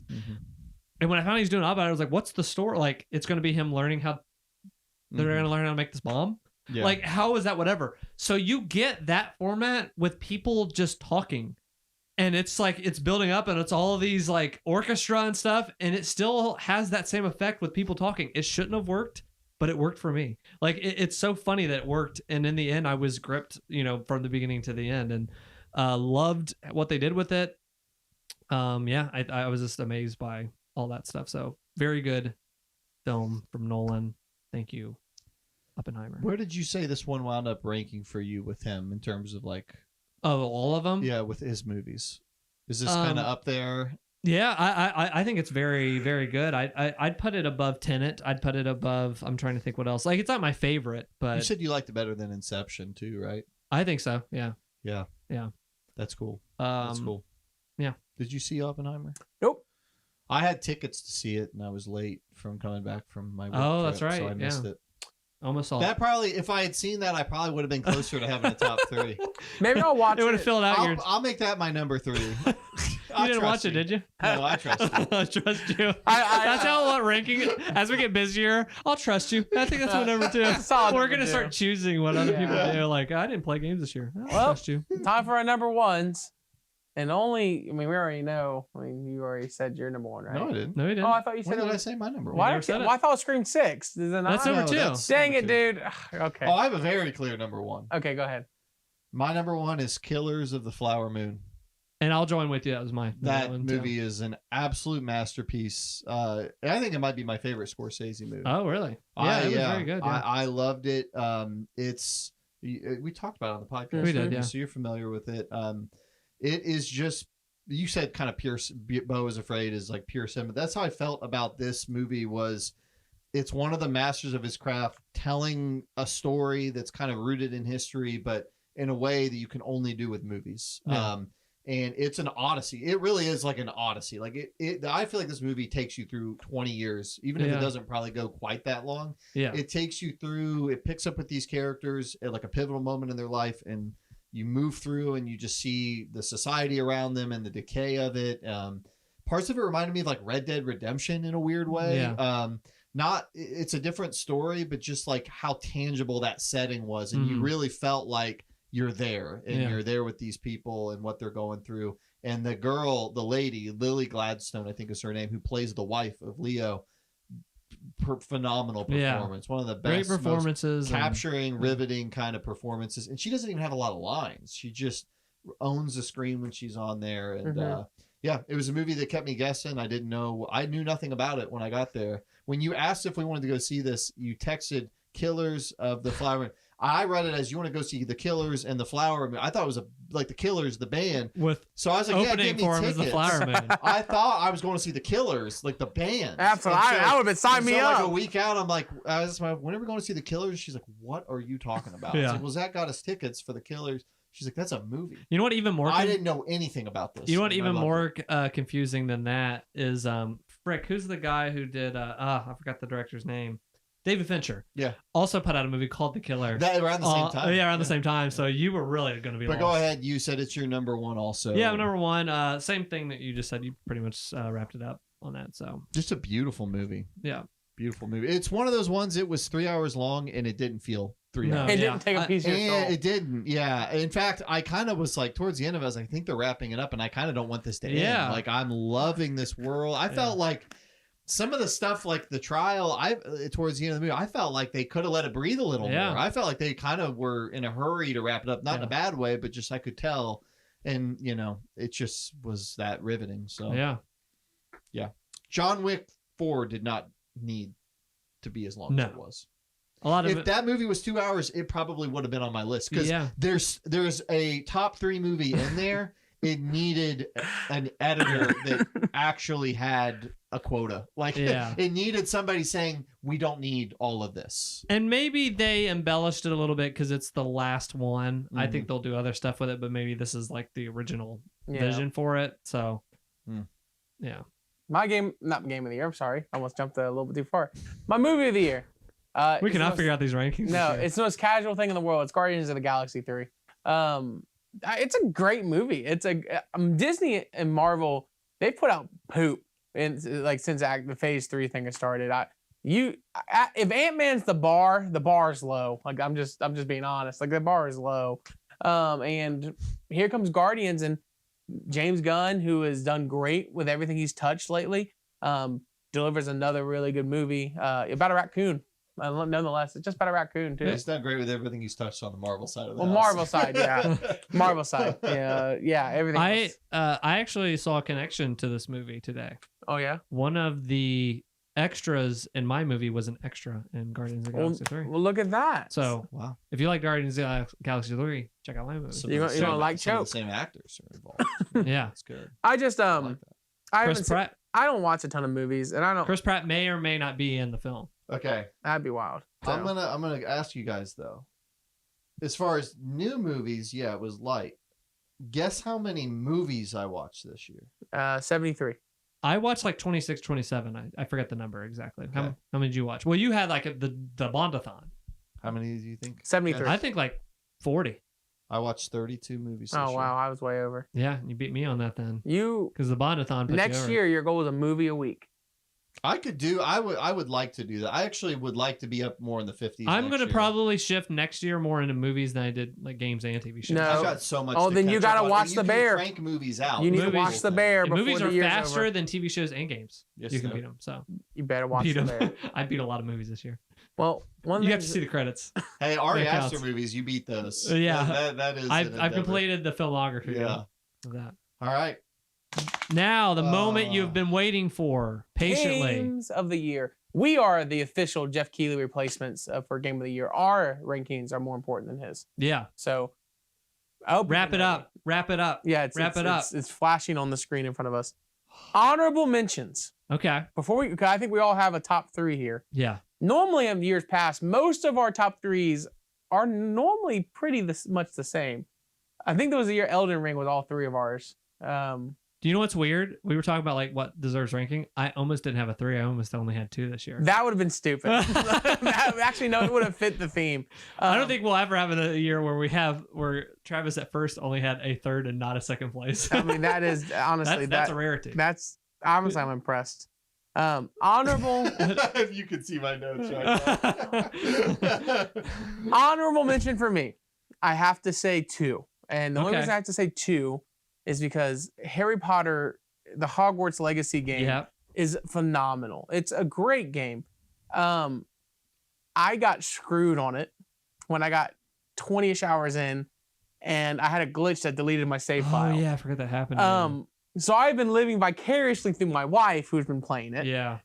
But she's learning how to use the controllers right now. So we're all playing this game with and through our wives. Yeah. But I will say that's the only way. It is extremely good. It's so well made. It's so well made. Yeah, it's such a cute story. With you on that. And the in-depth, the combat, and be able to use the spells the way you use it. Yeah. I'm like, I want to play this game. Just little things like it. I didn't know this. I thought there was a glitch because I watched her play this, and then we watched the movies, and then I was like, oh, there's these horses in that world that you don't see them unless you've seen death. Yeah. And I didn't know that. So at the beginning of the game, there's this guy with this wagon. He's like, let's go. And you take off and there's a horse. And I was like, that was a glitch. Yeah, and then what's later going on? you see the horse. I was like, that was glitchy. But then I watched the movies and I realized at the beginning of the game, the main character hasn't seen death. The dragon bites and eats the guy, and then you see the horses. So many little details are so true to that world. Absolutely. I think that's just so cool. They really did that justice. So that's why I wanted to say that one because like it almost took number 3. Yeah. I'll tell you that right now. And it's crazy. It nailed that world. Yeah. And letting people explore that's really cool. The other honorable mention I have was Metroid Prime. That was a great remake remaster thing. It was everything it should have been, and so it was really, really fun. I played it on my Steam Deck. I can say that I played it on my Steam Deck, but it was really great. We're all emulating these. Okay, good. As long as we're on the same page, I played it on my Steam Deck, and it was really, really good. So that's my honorable mentions. I don't know about you guys. Nice. I got a couple. Baldur's Gate 3. I'm 10 hours into it. It is very, very good. I just haven't played it enough to even know where it would go and all that kind of stuff. So it won't be on my list. And then I started Starfield. It almost made my I'm 5 hours into it. I'm really liking it. What I will say is that game gives the worst first impression possible because and I'm not breaking any ground here. People have said this. It really, truly starts so stupid. Dude, it does. The opening of that game is just dumb. But here's what I will say. It doesn't take long. No. You get through it extremely fast. Like 5 minutes and you've got a ship. But like it is so unceremonious and so dumb. It's kind of weird. It's weird. That's the only word I can say. I can't understand. Like I feel like they got together. Like, how do we start? Just put them. They started it the dumbest possible way, and I don't know why they did that. And that is what it is. And then the next hour, because it starts so dumb, is very weird. And you're like, what? Like at least I know where to go. I'll go here. Now that I'm in the flow and I've got like kind of my gameplay going, and I've been doing some of the main quests, and I feel like I can go off and do other things. I'm really liking it a lot, but at 5 hours, I don't. Yeah. It's not going to be on my list. It's not on my honorable mention list just because I haven't completed enough of it to know where to say like I'm only like 15 hours in, and I'm being honest with you guys, I'm waiting for mods. And I understand that. Yeah. That's where I'm at. So like I will play that game again and it'll be worth it maybe. Inexcusable that they don't have town maps. But that's where I'm at. I cannot understand. I don't know where I'm going. Yeah. Like I have no idea where I'm going. The only good thing is that they do have signs. There's no towns. No, there are no maps. There's no maps for your areas. There is no map. You have to just kind of remember where you're at. And read signs. That sucks. I cannot understand. Yeah. Like to me that is insane to me that they don't have a map for like the towns and stuff. No, I'm with you. I'm with you. But other than those two things, it is like comfort food. I mean, I will say, and I guess it's kind of a discussion point for 1 second, that game has now dipped mostly negative reviews on Steam. I feel like this has become the fun game to hate. This game was like 88 on Metacritic and it had positive reviews forever and nothing's changed. I think like some really prominent YouTubers came out and were like, this game sucks recently. I'm not saying, and I think that the Bethesda, did you see where they were responding to reviews in the shittiest way? Yeah. And like, so their PR has gone super awful. Like, and so people are hating on it. But playing it, and I'm early still, this is a Bethesda game. This is the game that they it make. is. This It's is a how they Bethesda make game. it. Yeah, I'll have a full opinion on it once I'm gonna play it starting probably in February. I want to pick it back up because I've been watching Nexus, and that's the kind of my hub for mods. Yeah, and they're getting close to coming out with some stuff that I'm like, okay, I'll get it. Yeah, like one of the things I don't like how the aircrafts are. I feel like they really jacked up the biggest thing, and a lot of big people are working on like more free roaming aspects of that. Well, that's the weird thing about it too, is the ship is cool, but you can only fly it in orbit of a planet. You can't like fly it just out into space, and so it's like what's the point? Yeah, it's almost like a hub. Yeah, it's almost like And so I thought you could fly it. I thought they showed that in the trailer. You can fly. So basically, if you're on the planet, you can get in your ship and go to orbit, and then you're in orbit of the planet. And then you can select on the menu to go to another planet, and then you're in orbit of that planet. You can't just be in your ship though and be like, I'm gonna fly. It's not like No Man's Sky where you can like speed through and go different. You don't go planet to planet in your ship. And even little things like Destiny, when you go from planet to planet, the loading screen is like your ship flying. They should have done something like that. No. That way, it's not like a hard cut. I mean, I'm fine with it. I'm cool with the load screens and stuff. It doesn't bug me. It just again, it's that bait. I don't know if I call it bait and switch. I don't know. It's just it's not my honorable mentions, but I understand. Can I say something controversial about this game? So I have not played this game, but I was interested in it. We watched the little stream that day they did on it, but I watched gameplay for like 15 minutes on it, and the loop, I was like, I've played this game before. Sure. And for some people that are gonna be like, awesome, I just wanted more of that, and that is fine. But they're this is my controversial opinion. They're dipping into Pokemon territory. Oh, I agree. Because if you're really into Pokemon, that series has not changed since like Gen 1. Like really, like they keep the same type of loop. Yeah. To this day, I know the new Switch ones. They've kind of loosened up a little bit, but it's still the same. I think you're dead on with that. The only difference is we don't get these annually, but I agree. Sure, they haven't done annually, but I think that's even worse. Yeah. Because it's even worse for that. Because you have you took all these years to make the next Bethesda game, and it's still the same. Like if it was every year, it's like that's what you're gonna get. Yeah. Like with Pokemon, you're getting those every 2 years, so 3 maybe. But because these take so long, I'm looking at them like I'll be back when something changes, I guess, for me personally.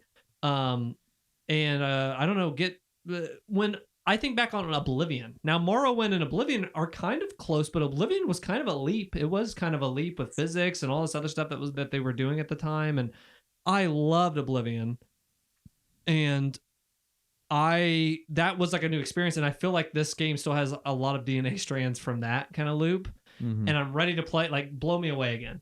Because if you even look at like the progression of Rockstar games, and people I saw recently were crapping on them, and they I'm going, changed their feel of their game. Their game feel changes. The feel has improved because if you look at like a GTA 3, GTA 4, I'll say GTA 4 to Red Dead 2. Oh my gosh. There is such a deeper, they have evolved, and I want that for Bethesda. Well, let me take what you're saying and add a different color to it. They take a big swing each game they make. Yeah. So GTA 3 and that trilogy, those all felt the same. Yeah. Then GTA 4 came out and everything was weighty and like the cars had had totally physics. different physics and stuff. And then people kind of liked it, but kind of didn't. So then with Red Dead, they went more arcadey again. Yeah. The first Red Dead. Yeah. And then GTA 5 kind of was still It's more like arcadey, but a little bit better, in more between. balanced. And then Red Dead 2, they swung back into the physics. Like they switch up their game feel. Yeah. Game to game. And it's not like Red Dead's the more sloggy feeling one and this one's the more arcadey. But it gives you different experiences. So to your point, like, exactly. You don't know exactly what the feel of the one's going to be until you get your hands on it. And I will say this does feel very much like a Bethesda game. It feels, it reminds me a lot of like Fallout so far in the dialogue and stuff. But at this point, I'm like, wait me when things change. Like, I hope Elder Scrolls 6 is a different, I don't know, different director. Todd Howard, I love you, but goodbye, Todd Howard. Like I just want fresh blood. It's time to Breath of the Wild, the whole studio. Yeah.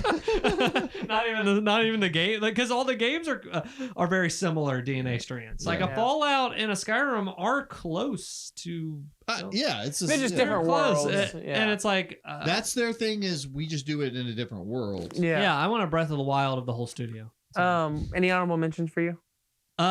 Seasons. At the very beginning of this year, I streamed the worst game to stream, which was Seasons: A Letter to the Future.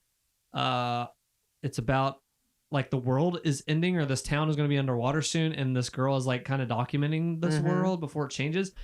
Terrible game to stream, but very funny to stream. But like it's a solitude, like get solo and play this kind of indie title. Graphics were incredible. It was all cell shaded, and you just go on this journey, taking pictures, recording audio. It's very artsy fartsy. From the beginning to the end, it's like, oh my gosh. But alone, I loved that game, and I really had a good time with it. It was very interesting indie experience, unlike anything I've played. Like it felt really cool. Had a great mood to it. I ended up beating that game. So really liked that weird. Yeah, very that weird one stuck title. with you because that was the beginning of the year, and you've brought it up kind of throughout the year. So honorable mention. Okay. You have any other ones? No, that's my two. I have one secret honorable mention. Secret. That if it comes up, I'll talk about it then. Okay. In someone else's list, but it will not be on my list. Game number 3. I don't want to talk about it now because it'll be on somebody's list potentially. The bronze medal. The bronze cow. Mine is Tears of the Kingdom. And I'm right there with you, buddy. There we go. That a boy. It deserves a bronze and nothing more. Nothing more. And it's good. It's good. It's very good. Yeah, but it's not. It doesn't get my rocks off. Like I don't know how else to describe it. This game. I got a lot further, and I like it. That crafting thing is awesome. Yes, it's great. It's awesome. Great mechanic. It's fun. Yeah. I have not. Here's where I'm at. I've beat 2 temples, and I haven't picked it up since. I'm right there with you. And I'm like, and you know what's crazy? You know what? I've dropped it twice now. This game is the Majora's Mask of this generation, because Majora's Mask was very controversial when it came out. There's people that got sick of that. I will not reject that Tears of the Kingdom is good. Yeah. It just does not grip me the way Breath of the Wild did. Yeah. This game almost felt like it was going to be that. I actually don't like Breath of the Wild. I actually like Tears of the Kingdom. That game down. Yeah, Sorry, I don't go know. ahead. Yeah. You talk. Let's all talk. No, I keep interrupting. I'm just sitting here like, I sit up at night right now and thinking like, I haven't beat Tears of the Kingdom yet. And I kind of feel bad about it because I beat every Zelda game that comes out. I always do. This is the first time I've ever been like. It has the mechanic that's controversial enough, because even in like Skyward Sword had motion controls. Like everyone has like a stick, a feature that's really held up. Whereas this game has the building. If you don't like the building in this, and if you don't like Majora's Mask, you're not hearing me. I like the building a lot. It has nothing to do with the building. The building's awesome. It's just like it is the same UI. Yes. The same little taverns with the horses. Yeah. It's the same exact NPCs. It's the same musical cues when you walk into the town. I just can't get over the hump. It is the same game I spent 120 hours in. Yeah. I hate it's not DLC. But I swear to God, this is an expansion. Yeah. Then there's a difference. It is not. Yeah. I'm not saying it should have been $20. It is a full. This is like Blood and Wine to me. This is a $60 expansion. It's Phantom Liberty. It is another game, but it is the same map. I understand there's the underground. I thought the underground stuff was cool. Yeah. I like it, but it's hard for me when I've It would be like if Metal Gear Solid 6 comes out. And it is in the same exact African setting, and it is the same maps. You keep saying people to the ship, but the missions are different, and I will say this game sandbox things, but it's the same sound effects and the same UI and the same characters. They would bug me. There was times it's been 7 years. This game is so weird in its DNA because you can tell it was just, and they even admitted it, it was just DLC to Breath of the Wild, and then they kept adding stuff on, the building stuff, and they're like, we have the sky stuff, we have the underground stuff, let's make its own game. And I think that was the right call to do its own game. But part 2 of that is I see what you guys are saying, because I'll be playing, I'm like, this is DLC. You know, I mean, at certain parts, but then there's just it's a hybrid. It's a weird. It toes the line. Yeah, it's a very weird game, and it is like Majora's Mask in that way. I still hold that it is the Majora's Mask. Here's the ultimate conundrum. I feel like it's ruined Breath of the Wild for me because I love Breath of the Wild. Yeah, but I was already kind of nervous. Like if I went back to that, would I like it the same? And it was almost like Metal Gear Solid 5 territory. I was like, I may never play that again. I want to keep my memory. Yeah, this is solid my memory because now I go back and watch Breath of the Wild. I'm like, yeah, those freaking power ups suck compared to the ones in Tears of the Kingdom. Yeah, for real. So now I'm like, I don't even know if I can go back and play Breath of the Wild. This game makes me mad because it's kind of ruined one of my favorite games of all time for me. But it also, I think, do you think it improved on Breath of the Wild? I think it improved, but it should have came out first. It should have came out with Breath of the Wild. They took the map they took the map and improved. They iterated on it. It's like a revision, and I'll give it that. But I don't think this does the same things that Breath of the Wild does for somebody 1.5. because the wonder and the majesty of being on the plateau and you have no idea. Sure, this game isn't that way. You start in the middle and they tell you lose exactly the freshness of that. Yeah. But yeah. So all that being said, it's a great game. It deserves a spot in the top 3 because it's a unbelievable game. Good in the mechanics, way it's constructed. Everything about the things I loved, like I love how like that big maze. I did it on the main floor, and then I went up in the sky and did it, and then I jumped down and I did it underground. I loved all of that. I loved going through and following the statues and going through the mines and that. It's got some fresh stuff. I'm all for that. The shrine concept ticks me off. Sorry. Oh, you're saying good things. Oh, I was just saying, you know, it just there's something. It just lacks a little something in freshness. It's a top 3. I think a UI refresh. I think that there are things they could have done to make this game more fresh than they did. Oh my gosh, I just want a linear Zelda game. See, I don't think you'll ever get it. You and I are coming to the same conclusion from different angles because I don't necessarily feel that way. To me, it's amazing, and I put 50, 60 hours into it, so it can be on my list. Yeah, I just. I can't explain it. It doesn't pull me back. I will just forever say this. I hated Breath of the Wild. It was a game of the year because there was nothing else for me to give it to. I love that when you the whole year hate Breath of the Wild. But number 1, Breath of the Wild. Tears of the Kingdom has improved on everything on Tears of Breath of the Wild. I just haven't had a desire to go pick it up, and so I'm just like, I get that. So that's my number 3. It's not necessarily a problem with the game. It could just be. It's just us. It's just me. Yeah. And I will keep playing it. I will finish it. There's other stuff. In a year where there's so many other games out, it's like hard for me to justify the additional 50 hours to finish that when there's stuff that I have never experienced. I know the ending of Zelda probably has some stuff that's fresh, but yeah. What's your 3? I thought you were going to have a tattoo on your leg. Is it Mario? Mario. Super Mario Wonder? Super Mario Brothers Wonder. I'm towards the end of it. I'm on the final world of it. Okay.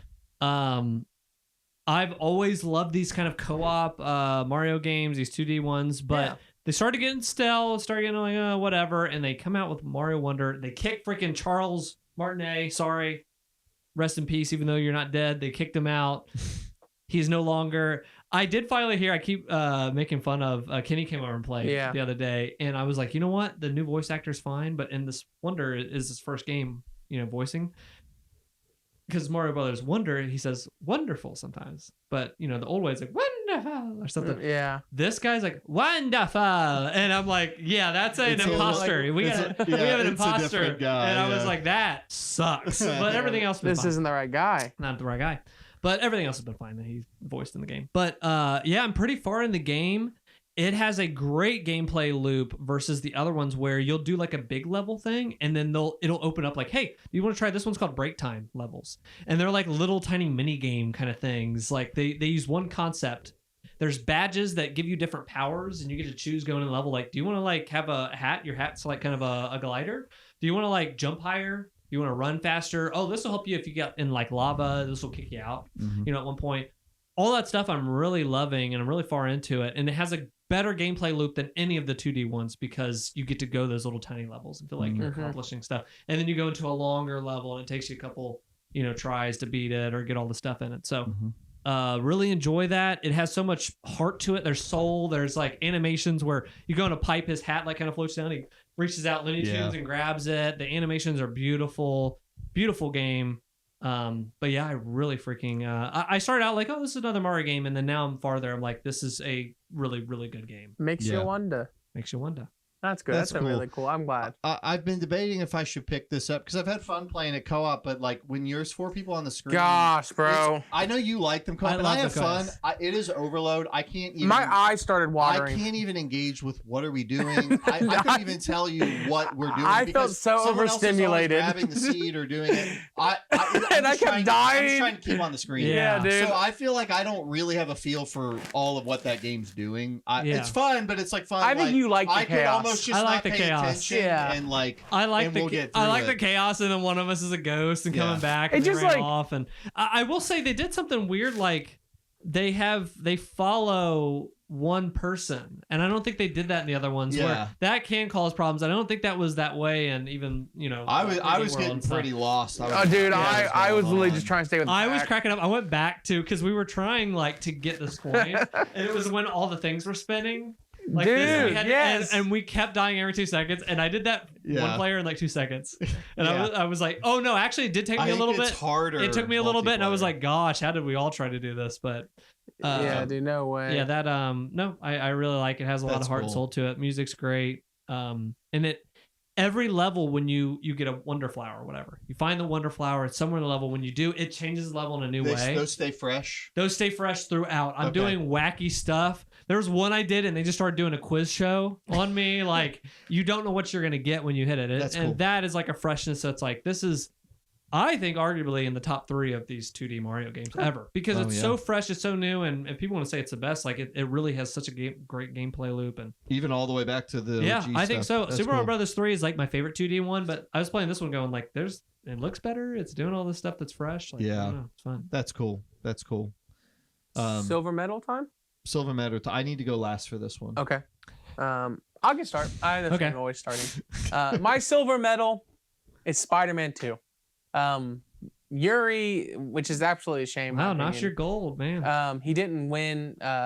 Unfortunately, he did not win Motion Capture of the Year, which is sad, but it's okay. They actually didn't win a single award this year at the game shows, which is why game show kind of sucks. Oh, that's why you were sour on it. But they're not winning in your show either. So here's the difference.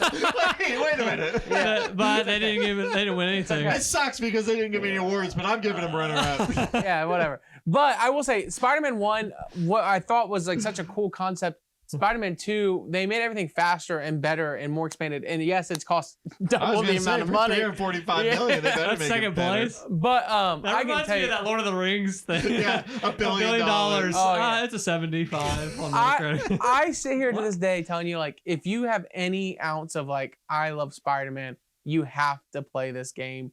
It is above. It's going to be a classic in my opinion, because there's nothing better than the conflict between Venom and Spider-Man. I think of a rivalry. I think of Spider-Man. I think of Venom. Yeah. I think of those two butting heads, because it goes all the way back to the Sony era of PlayStation and N64 when they first came out. And you have the quippy Venom who teamed up with Spider-Man only to betray him in the end after they beat Carnage. You know what I mean? Like that is kind of stuff that's like, you can't get enough of it. And this is exactly what it is. So Spider-Man 2 100% deserves. It was a lot closer. Deserves second place. It's a lot closer with my number 1 when I say it. You'll find out why. Okay. Oh, you have to go last. I have to go last. Yeah. Second place for me this year is. No, I don't have another sock. If I had socks for everything? That would be impressive. And then your final one's an undershirt. Like, my boxers. Yeah, your boxers. Armored Core 6. Armored Core 6 is a game that for years I was like, man, FromSoft, please go back to Armored Core. Please come back to Armored Core. And they did. They listened to me. And this game was very fun. I beat it just recently. Nice. It is not a Souls game, but there was times I was playing, I was like, I'm trying. You have to. I think it's it goes a step further than a Souls game, at least in its combat, in that you have to build for individual bosses sometimes. Whereas like I didn't feel, well, I guess there was some of that in Souls. I take that back. But you do this a lot more. It's more like you have to get the right guns. Like what guns are you using? What missiles or whatever. You have to make sure you have this right one going in this boss, or you're going to have a hard time. Like you have to have this. So you have to customize your mech. You have to kind of know what's there. And I had to look up some stuff because I'm an idiot. I had to look up like, what do I use in this fight? Like what would help? Yeah.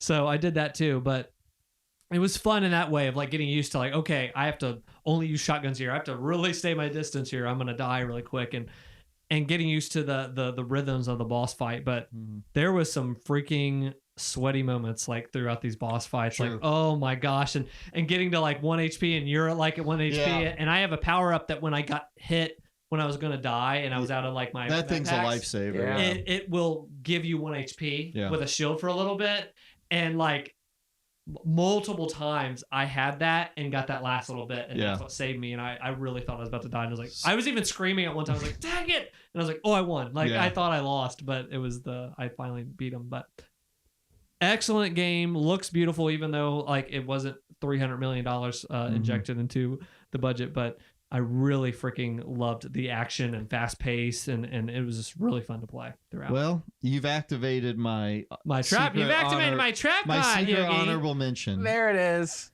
And it's Armored Core 6. I played this game. I think I'm at 25 hours. I'm halfway through the second playthrough right now. Oh, okay. You're going back. And the reason I'm doing that is because when I finished it, I was super mixed. And I was reading people online say this is kind of not Nier Automata level, but it's like that where when you go to New Game Plus, there's new missions. And they actually, in the mission, will be like, okay, do you want to actually betray these people? Like, there's new story. You actually have to beat it 3 times to get all of the story. Oh, okay.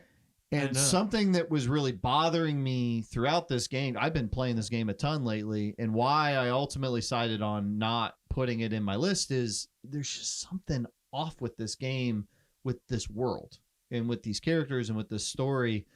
This game, Armored Core 6, it is so aligned with how Ace Combat is, those games. It is mission based, there's briefings, there's all that. But like, I just could never get a sense of like, who are these companies and what is the status of this war? Oh, I don't know any of that. And it's so phoned in. And I think that's a huge criticism I have is like, our Ace Combat, these games that are these mission based, there's like the briefings matter and the mission structure matters and like your build out matters. And this game was just frictionless. Like, fuck it, I'll just go into the mission with this, and then if I get stuck, I'll just change what I have. And like the briefings, you could ignore them; they don't matter. Like, I skipped some of them. You skip them, and when you get into the levels, some of them are like 30 seconds long or a minute long, and none of the bosses are cool. They're awesome. Yeah. The other enemies are paper cutouts of bad guys. Like, they almost 90% of the time do not matter. You just fly past them. And so I really struggled with this game of, I liked it. I liked the bosses, but there were just things about, I felt like this was supposed to be a game where they're going to do mission based and they're going to do it different. It's not going to be a Souls game, but I felt like they didn't, it felt like they didn't flesh out like what they should have spent the time. It almost felt like they just what did they need to flesh out on the world and the factions and the characters. And if you had played Ace Combat games, you would understand. I would implore you, go play Ace Combat 7. You'll understand exactly what I'm talking about. They did not flesh out like the conflict in the world in any tangible way. And I even went on the Ace Combat Reddit. I'm like, how is this, or the Armored Core Reddit? And they're like, yeah, like compared to previous games, this is super surface level. Like, they did not flesh that stuff out in a way that I would have wanted. I think how much they have you sit through cutscenes and this handler guy is talking to you and stuff. They are not doing anything compelling with that story, but they put it right in front of your face in a way they don't with the other ones. So it just was rough for me. I treated this game where my head was at was I came into this game after beating Tears of the Kingdom. Sure. And I was like, please give me the most linear thing. And this is the most stripped down to the point where I started skipping cutscenes because I was like, the fun to me in the core of this game and the meat of it is the gameplay. Yeah. And doing the extra, like I was doing the arena stuff and learning and to me, I went back to my PS1 mind when I would play Armored Core, the demo disc on that. I didn't know anything that was going on. Yeah. So that's where my brain was the whole thing. I did like kind of stuff with the choral, and I kind of saw what they were doing as it went along. But to me, this is like a story in a Mario game.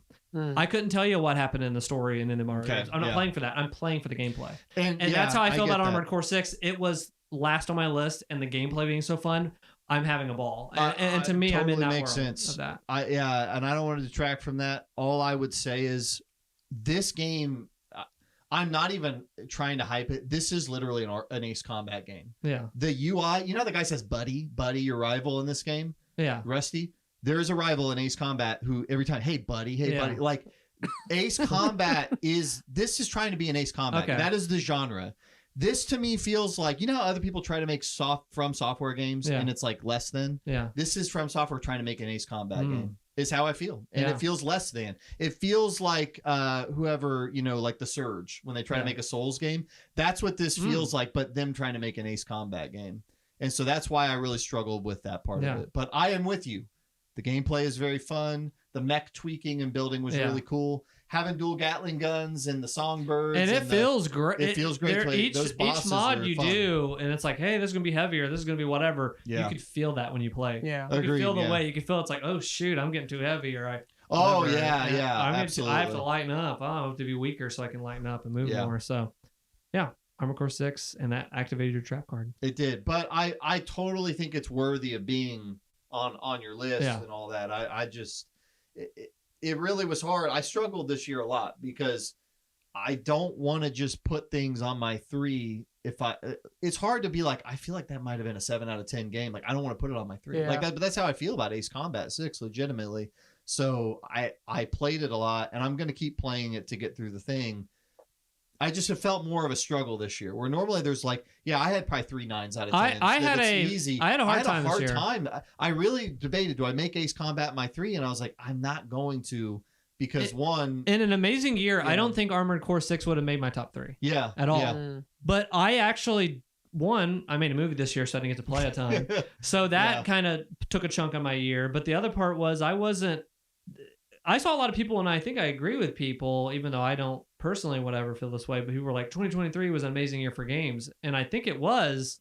Just a lot of stuff didn't connect with me personally as much as it would in other years. So, that's the hard part, is like, for me personally, it's like, I'm looking at my list. It's like, you know, in normal years, Mario Brothers Wonder might not even make it. Yeah.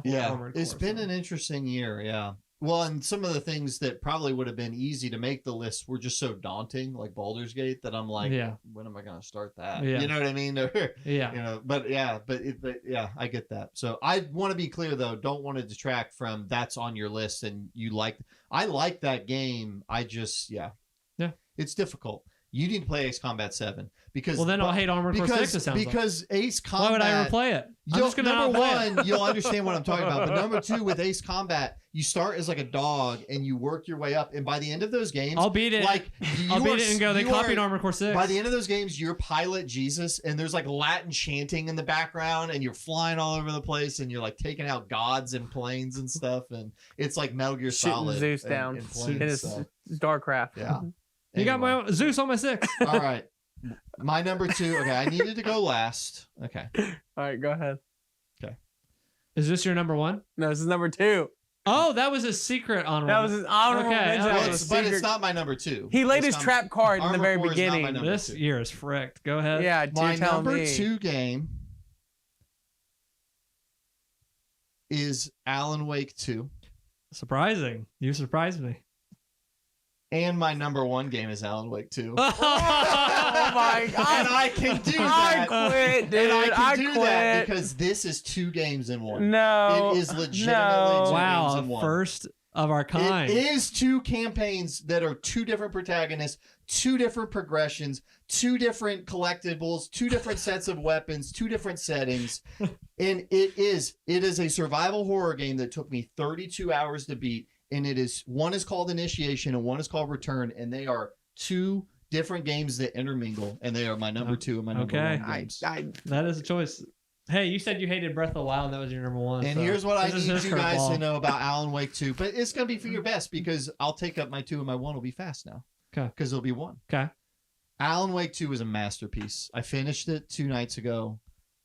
Jessica texted me and said, "Yeah, it gets scarier." It is because the other day I was with him. He scary. said, "Oh, the morgue that's as scary as it gets." That was the scariest for a little bit. As you said that, I was looking at you like this the whole time. You know that meme from Futurama? Where I did not believe you. The only way I can say this is this game got its hooks in me so deep. It is a survival horror game I struggle to get through those, and I'm like, I don't know. Like Resident Evils are like 10 hours long. I'm like, I put it off. I could not stop playing this game. I could not stop. And the collectibles and there's like the different like little side activities and stuff. I stopped the other night and just spent 5 hours going over the map and getting every little thing and struggling through combat encounters with no ammo because I just wanted to soak up every little bit of this game. This game is a narrative masterpiece. It is from what I was able to get through. It is phenomenal on a level I can't compare it to any other show or movie or game. It is dual protagonists, and so basically Alan is going through. In the end of the first game, he gets stuck in what's called the Dark Place, and he is in this weird, gritty, rainy, neon sign, foggy version of New York City. And his whole storyline is he's a writer and he's trying to get out of the dark place. And the only way he can get out is writing. So he's trying to write. When you write in this game, it recreates reality. He's trying to write a reality where he escapes this dark place. And so you go to these locations and you have to go to these things where bad things have happened. And you're writing and you go to your writer's room and there's different settings and then there's different scene ideas. And you pair the scene ideas with the settings. And when you do it, it recreates the level around you. Oh, shit. So you say, hey, what if the cult murder happened in the subway station? And then it recreates the whole level and makes it a cult murder scene. Wow. Or what if this. So you beat Saga's story and that does that next? Or is that Saga's story doesn't do that. So the way this works is you do Saga's first episode and hers is called Return. And then you do Alan's first one, which is called Initiation. And they're in chapters. There's 9 chapters to Initiation, 9 chapters Return. So once you do the first one of each of them, you can switch back and forth. And you can say, I want to do Alan's for a while. Then I want to do Saga's for a while. And they interrelate in ways that there's red herrings. And you think, when you think you've got this game pinned down, like, I think this is what the cult's up to. I think this is how it relates to what Alan's doing. This game has multiple jaw-dropping, like, twists, turns, reframing of how you see things, like things that you think are so scary early in the game, then you're like, oh, that's what was happening. Or things that you think, I think it's going this way. There is a reveal in this game that gave me goosebumps and like disturbing jaw drop, like on a level of Midsummer. Like the beginning of Midsummer, there's a thing that happens in that movie. There's a thing that happens late in this game that when you realize what happened and what you're seeing, I'll just kind of, not to spoil it, but like Alan's wife is a photographer and he's been missing. And so you start to stumble on pieces of a documentary she's been making where she sees him in her apartment and she's taking pictures of the ghost. Yeah. And you're seeing these pictures and she's telling a story with these pictures, but then she starts to get really disturbed. And there's these, they do a thing with pictures that reveals her fate and some of this stuff. And it is just like, gut-wrenching and terrifying. And so Alan's story is this amazing psycho crazy Stephen King world thing, and it's survival horror and you're fighting these shadow people and you're trying to get through it. And then Saga's story is this amazing, it's like True Detective on steroids with a cult and all this crazy stuff going on, and you saw a little bit of that from the beginning, and it punches up to 11 and the bosses are so good. The pacing of this game is just so good. The way that the tone is 1 minute it's the scariest thing you've ever seen. Yeah. And the next moment it is laugh out loud. Like, this is so ridiculous. This is so funny. This is so fun. There is a sequence in this game in the midst of all this that is literally like that thing they did at the Game Awards come to life. And like, I can't even describe it. You have to play it, or if you're not going to play it, you have to watch this freaking game. The things that they do are like, you had a AAA budget and you chose to do this. It's unbelievable. It's my game of the year far and away. It is like 2 different games in one. Wow. And they just released the new game plus is called The Final Draft. And I started up and immediately they're playing with things and it's like a rewriting of the thing. And I'm like, I'm gonna have to play this game again. Yeah. But I'm up to playing in a group, but I cannot play it alone. It is. I will hang out with you and go through it again. It is that good. It is an absolute masterpiece, and it's a masterclass in storytelling. I can't highly recommend that game enough. I'd probably play it in a group. I don't think I'd ever play by myself. Why would you not play it by yourself? Are you scared too? No, I'm not scared. I don't want to give it time. It has the best graphics I think it is so beautiful. It is like Red Dead 2 level good graphics. Yeah, the graphics looks good. With amazing ray tracing, and like I know you're a big graphics snob. I am a snob. I like my graphics. Also, they did something in this game that I still like. People say it is unbelievable. The writer's room for Alan and then the detective room, the mind place for Saga. It is your pause menu. You press pause, but it's not a menu. It's a room you walk around. It reminds me almost of like Assassin's Creed, of like when you're out of the Matrix or whatever. Yeah. So like when you pause and it's instant, you're in another room. And like you walk around and like you can go and like look at your lore. So you're not even pausing. You're just kind of you're just going into like another your mind space. Huh. And I gotta say this too. Like you saw the detective board and stuff. At the end of this game, there's this thing that happens where the character's going through this traumatic stuff, and they play with like your board, and like stuff starts like completing itself and messing with it, and like sending you like evil messages and stuff. And so like these systems you've been using for 10, 12 hours, they start to turn those mechanics against you. And like, and it is just the most well realized. I mean, I put it right up there. It's right up there with like Last of Us 2 and stuff like that of like, this is masterclass. So cool. I can't say enough good things about it. It almost takes like Last of Us 2 and Immortality, the things I liked about those individually. I was going to say Immortality. When you said seeing stuff, I was like, oh, it is almost like they took what I like about Immortality and what I like about Last of Us 2 with like two protagonists in this big story and like puts them together. Yeah. It is the craziest thing. It's a perfect game to me. I love it. So yeah. Alan Wake 2 and number 2. Yeah. That's a first. I'm actually kind of like that's first. It kind of perplexing a little bit. I have to go last. Oh, you have to go like, gosh almighty. Because mine is so jaw dropping. What if I have to go last? I don't. Well, it is jaw dropping, but you put it in the show notes, so I know what it is. But okay. Well, the world doesn't work. I didn't look at it. Mine is so jaw dropping. Let's have. You want to go? I'll go next. Okay. My number one, and these guys are gonna, they poo pooed on it a little bit. But here's my number one: Tears of the Kingdom. But I've had a journey with this game. Yeah. If you watched our podcast when this game came out, me and Travis were on the poo-poo team together. I think I was the one trying to tell you guys it's not as bad as you think it is. Well, let me be clear. I'm not on the poo-poo team. It's my number 3 game. But we were definitely on the poo-poo team for the podcast. Oh, I was really. I've come a long way from that. I think we both have too. But I have come even the longest way. Yeah, I went from 0 to 100 with this game. You've done what Jacob did with Last of Us 2, where you should play it. I think you gave it your game of the year. Yeah, it was. Last of Us 2 was great. You hated it, didn't want to play it because you watched it on YouTube. Then it was any game I hear him say I hated this, I'm gonna go. That's his game of the year this year. This game, I had very similar thoughts of you guys. I don't think I against anything that you guys have said. And I really struggled with it. And the main thing was what you guys said. It was the main sticking point was like, I've already done this. I'm back in the Breath of the Wild world. I'm doing another open world game.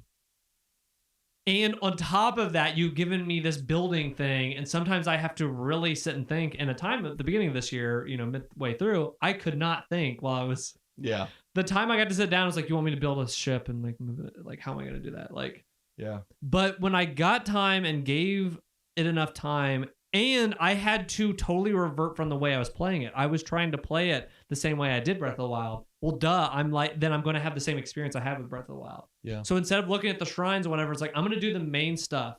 I'm going to go down here in this new place. I'm going to go down into that and do that for a little bit. Okay, I'm going to go back upstairs. Okay, I will try out a shrine. Okay, I got this. I need to get this, whatever. And I played it differently than I did Breath of the Wild. It didn't have the freshness of Breath of the Wild, but every single thing was better in this game than Breath of the Wild, except the freshness. Yeah. The freshness and the newness of the world. And it's like, oh, what does that do? Okay. Oh, okay. And learning how to work with mechanics. Breath of the Wild has that unlock. And it is similar to Metal Gear Solid 5 in that experience is in a time capsule. And even though you can go back and replay these games the first time, these are very rare experiences we get in gaming.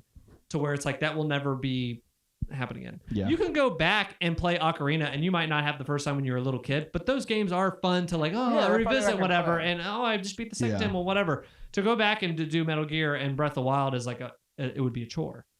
And I kind of felt that way. You know what I mean? Tears of the Kingdom was kind of doing that to you, forcing you to go back. And it's like, this is what I didn't want to do. But it turned for me when I learned I could beat this game any way I wanted to.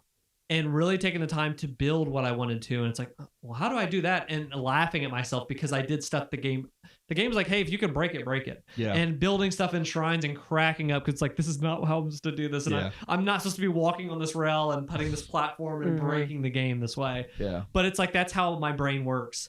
So as that goes along with the story, the ending, like as you get in the story is 8 gajillion times better than Breath of the Wild. Yeah. 8 gajillion times. I think it's better even just through how far I am. Yes, the story is like, oh my gosh, like there's some cool stuff. Okay, I'm kind of seeing how this is all connecting. And then you get to the ending, and there's even a curveball. Like I was even in my brain, like because stuff was so similar with the map and whatever, they do twist stuff with towns. I was like, oh, okay, you do these 4 things, then you go to the final place like Breath of the Wild, but they do kind of add another thing. I was like, oh, I thought I was about to beat the game. There's another thing before you beat the game, and it's like, oh, that's exciting. I didn't know that there was going to be an additional X or Y thing here.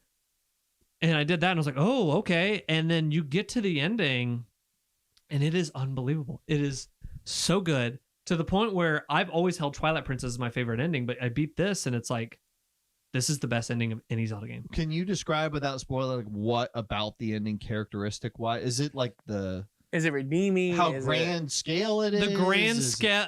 Well, if you can't, it's okay. I'm curious. The game. Twilight Princess is my favorite Zelda. You know how it does. It's not even the biggest thing, but just it subverts your expectation on one of the major like last battle things. Do you know how, and this is not to the degree Alan Wake did it more, but Alan Wake, when you just said that room kind of changes and it does whatever. Yeah. This game does that in a very light version. I don't want to hype it up, cool. But it does in a way you're going, oh shoot, when it gets to this last thing. It's very cool. You'll definitely know what I'm talking about. That's fun. It does that. That's cool. And the final battle is like, you really have to use your brain and what you've learned in the game. Okay, that's cool. And it's a very cool showdown.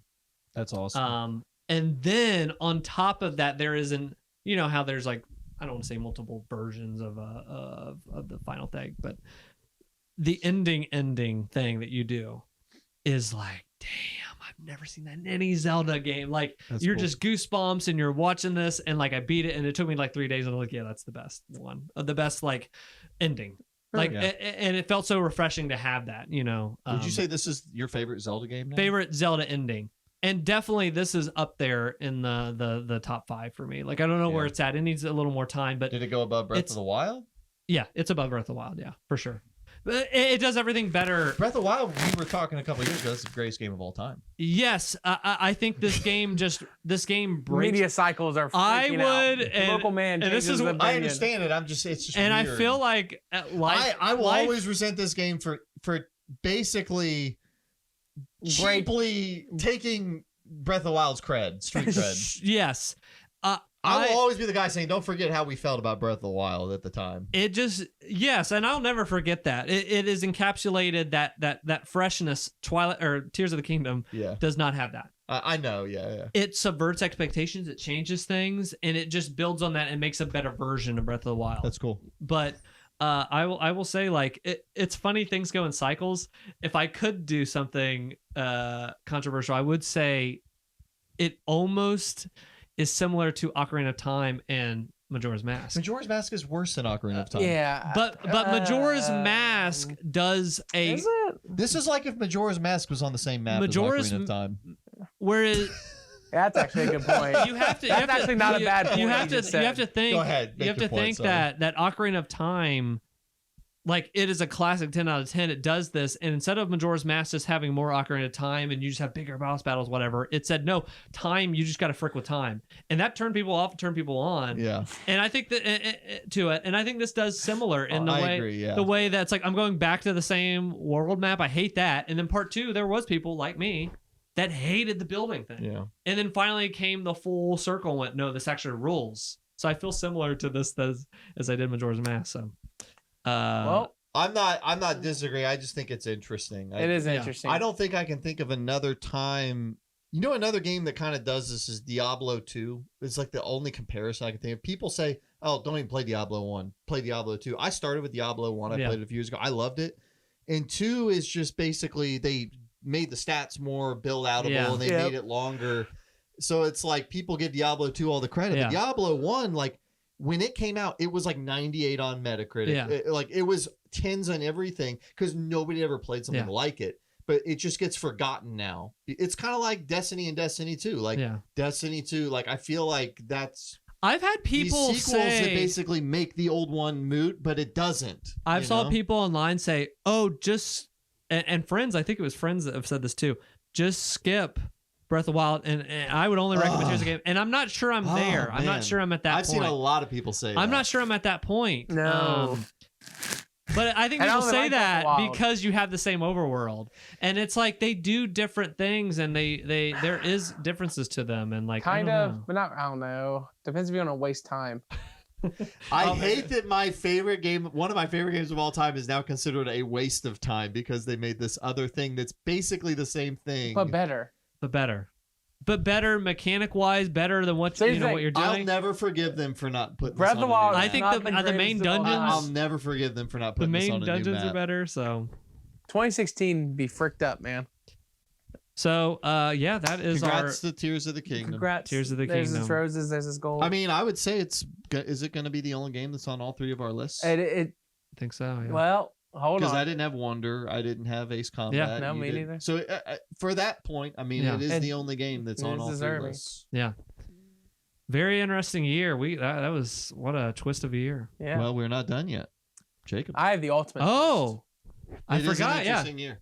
It's an ultimate twist. I don't know what this is. It's something I haven't talked about once this entire year. For the first time, should be good. As you all have known me, there's been a game that I will always talk about.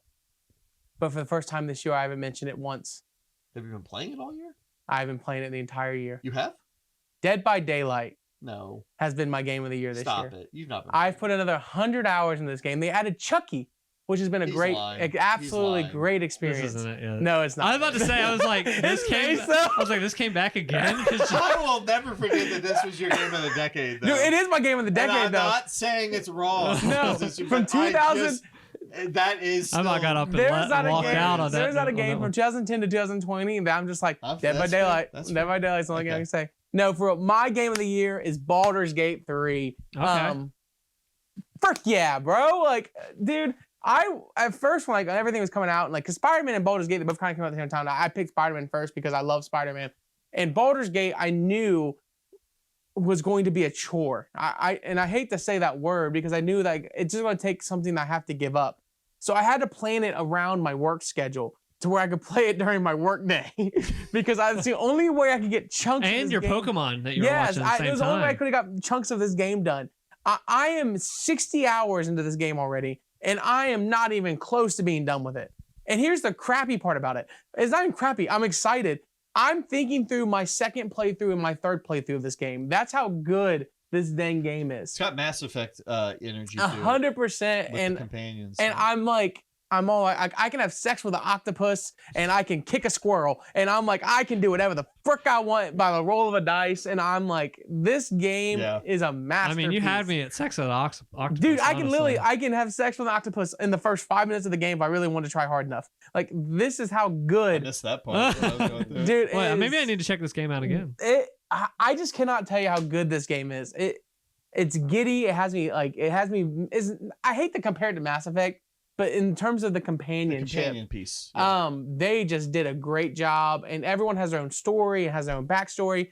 And I love Dungeons and Dragons. I've always been a proponent. I've gotten these guys to come in my house, and I've ran a campaign one shot with them before. I love the world of Dungeons and Dragons, but to be able to play it with the same mechanics and also have the freedom, the chaotic freedom to do what I want as my own character and role play my own character is great. Yeah. Because I am a historian mage and I'm very smart and I know a lot of history and I'm playing that role right now. Like, that's my role. My next playthrough is I'm going to be a purely evil barbarian who only takes one party member with them wherever they go. I will not have the whole party filled out, and I will try to have sex with everything I see because I am just chaotically evil and I'm going to punch everything I see and I will blow everything up, and that's going to be my playthrough.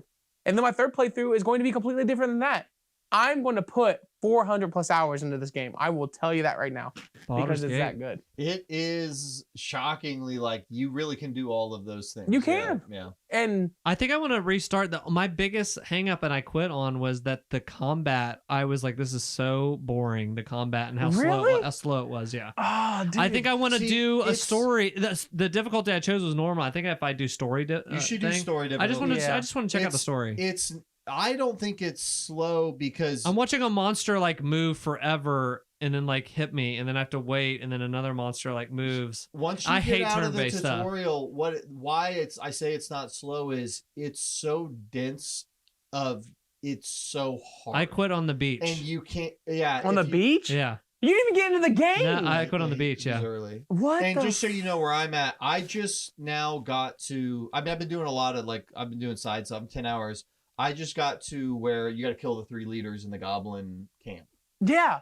That's where And how awesome is that? It's cool. Because I just killed the first one. And it is hard. Yes. And it's like, I had to kind of save scum one of them because I was like, yeah. I don't like doing that, but I had it close and I got down to where I just needed one thing. And I was like, I don't want to leave and come back. I probably should. I felt dumb doing it though, because that's kind of the fun of it, is not save scumming it and just leaving and coming back if I'm not ready. So I think I'm going to actually do that. And there are playthroughs on how to handle, because you're going through a playthrough, which is probably going to line up similar to mine, which you're going against the absolute, right? Like you're not really aligning. I don't really know. I don't have enough concept of what's happening. So the goblins are following the absolute, which I'm kind of they're all infected by the parasite. Yeah, but they think the parasite's a god. Yeah, I'm doing the same thing. Yeah. But I was just like, I have to kill all of them. Okay, well I'm going to do the most jacked up thing first, which is I'm gonna make them trust me first, and then I'm gonna.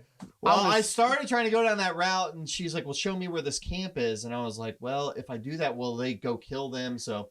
Anyway, yeah, and there's ways you can play it. But what I like about this game is I'm going through and it's like I meet this guy and he's like, "Hey, you've got something in your head," and he takes me. It's literally the devil. Like he sucks me into his world. Yes! And he's like, I'm the devil, and you can make a deal with me, and I'll take that away from you. Like the main quest, he's like, I'll take that out of your head right now. And like my party's split. They're like, do not do that. They're like, he will take everything, and when you think you have nothing left, he'll keep taking something.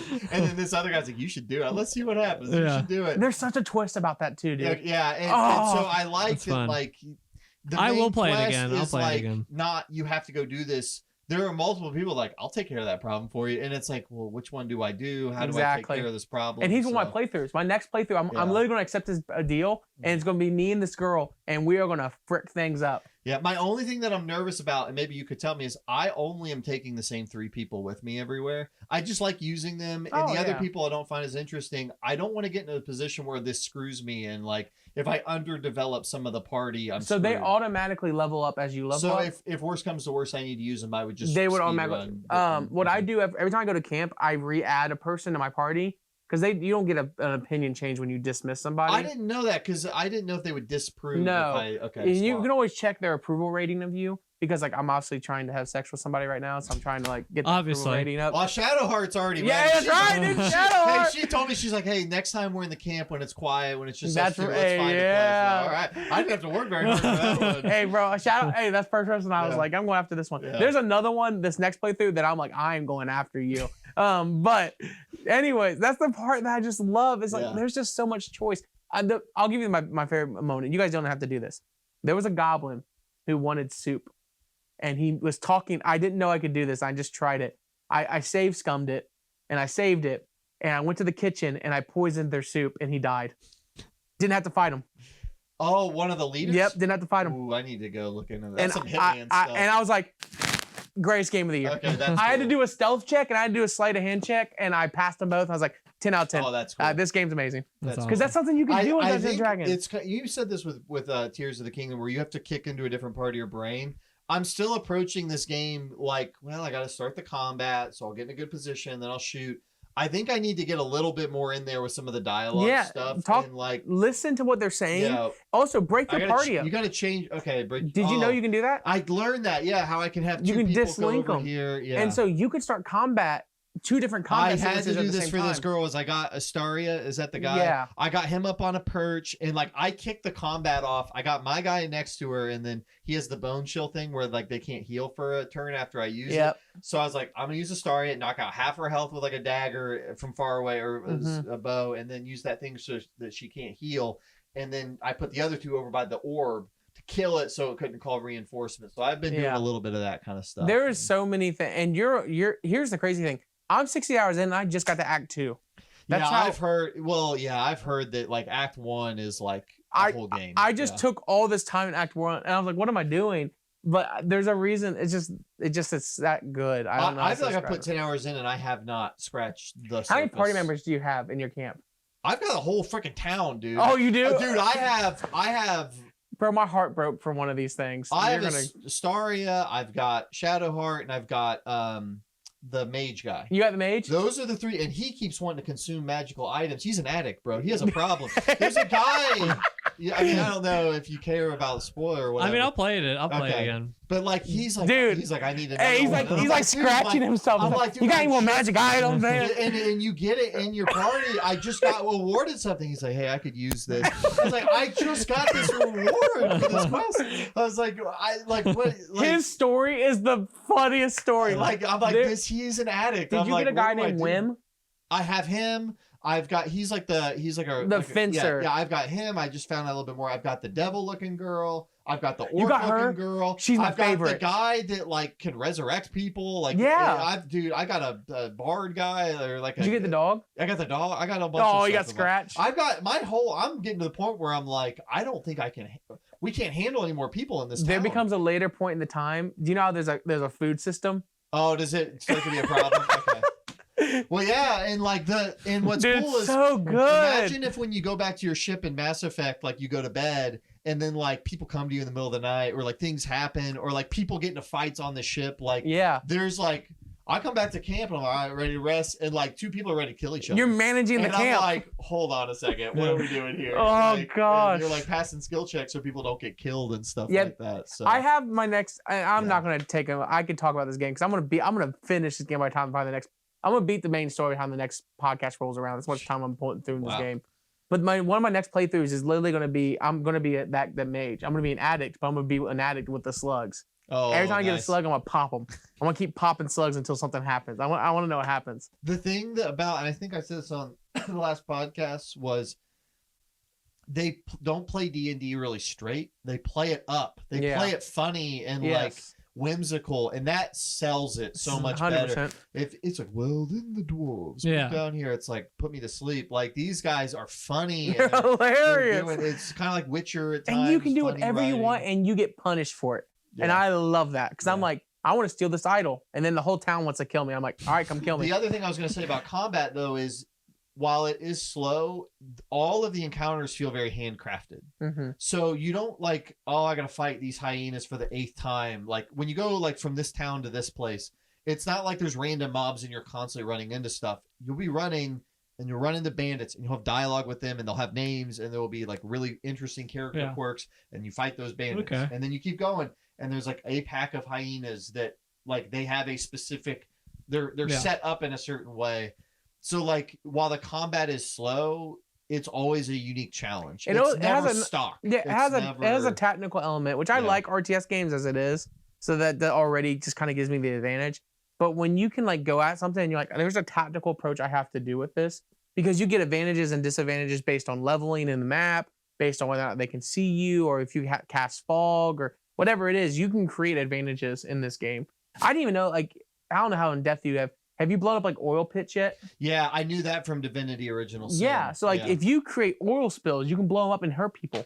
So like you can create, you can shoot a chandelier to fall on people. I love when I show up and 2 of the guys or whoever I'm going to fight are standing next to an oil barrel. Boom! I use the mage and hit that immediately. What character do you have? What class? I'm a bard. And you did a bard. And I feel like I need to watch a YouTube thing because I understand Astarion and I understand the mage, his build.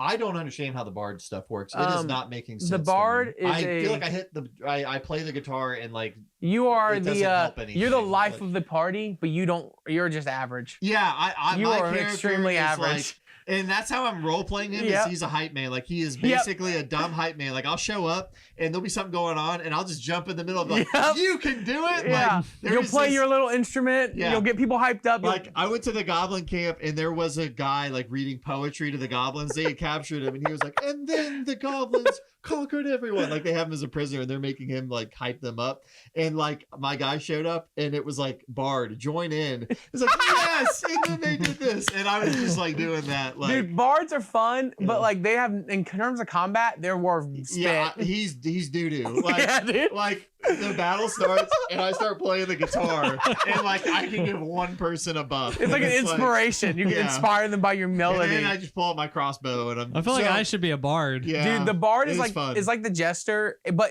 the best part about the bard is you get the best dialogue options. They are fun because you are so persuasive and charismatic that people like talking to you, and you can persuade the dummest of goblins to give you the keys. You having a lot of sex as the bard? Oh, I'm getting. There are some arrangements. He's getting people lining up probably. Yeah, like, he's playing that guitar. Shadowheart, I didn't have to even convince her. I just, she just opened up, showed up in the game. She's like, I think that we're aligned. She's like, I think we need to like work together here. Yeah, so I'm telling you, but like, yeah, I've spent the past 20 minutes talking about this game. I'm sorry, but yeah, I mean, it's awesome. It is by far just an absolute gem of a game, and it deserves every single award it's gotten.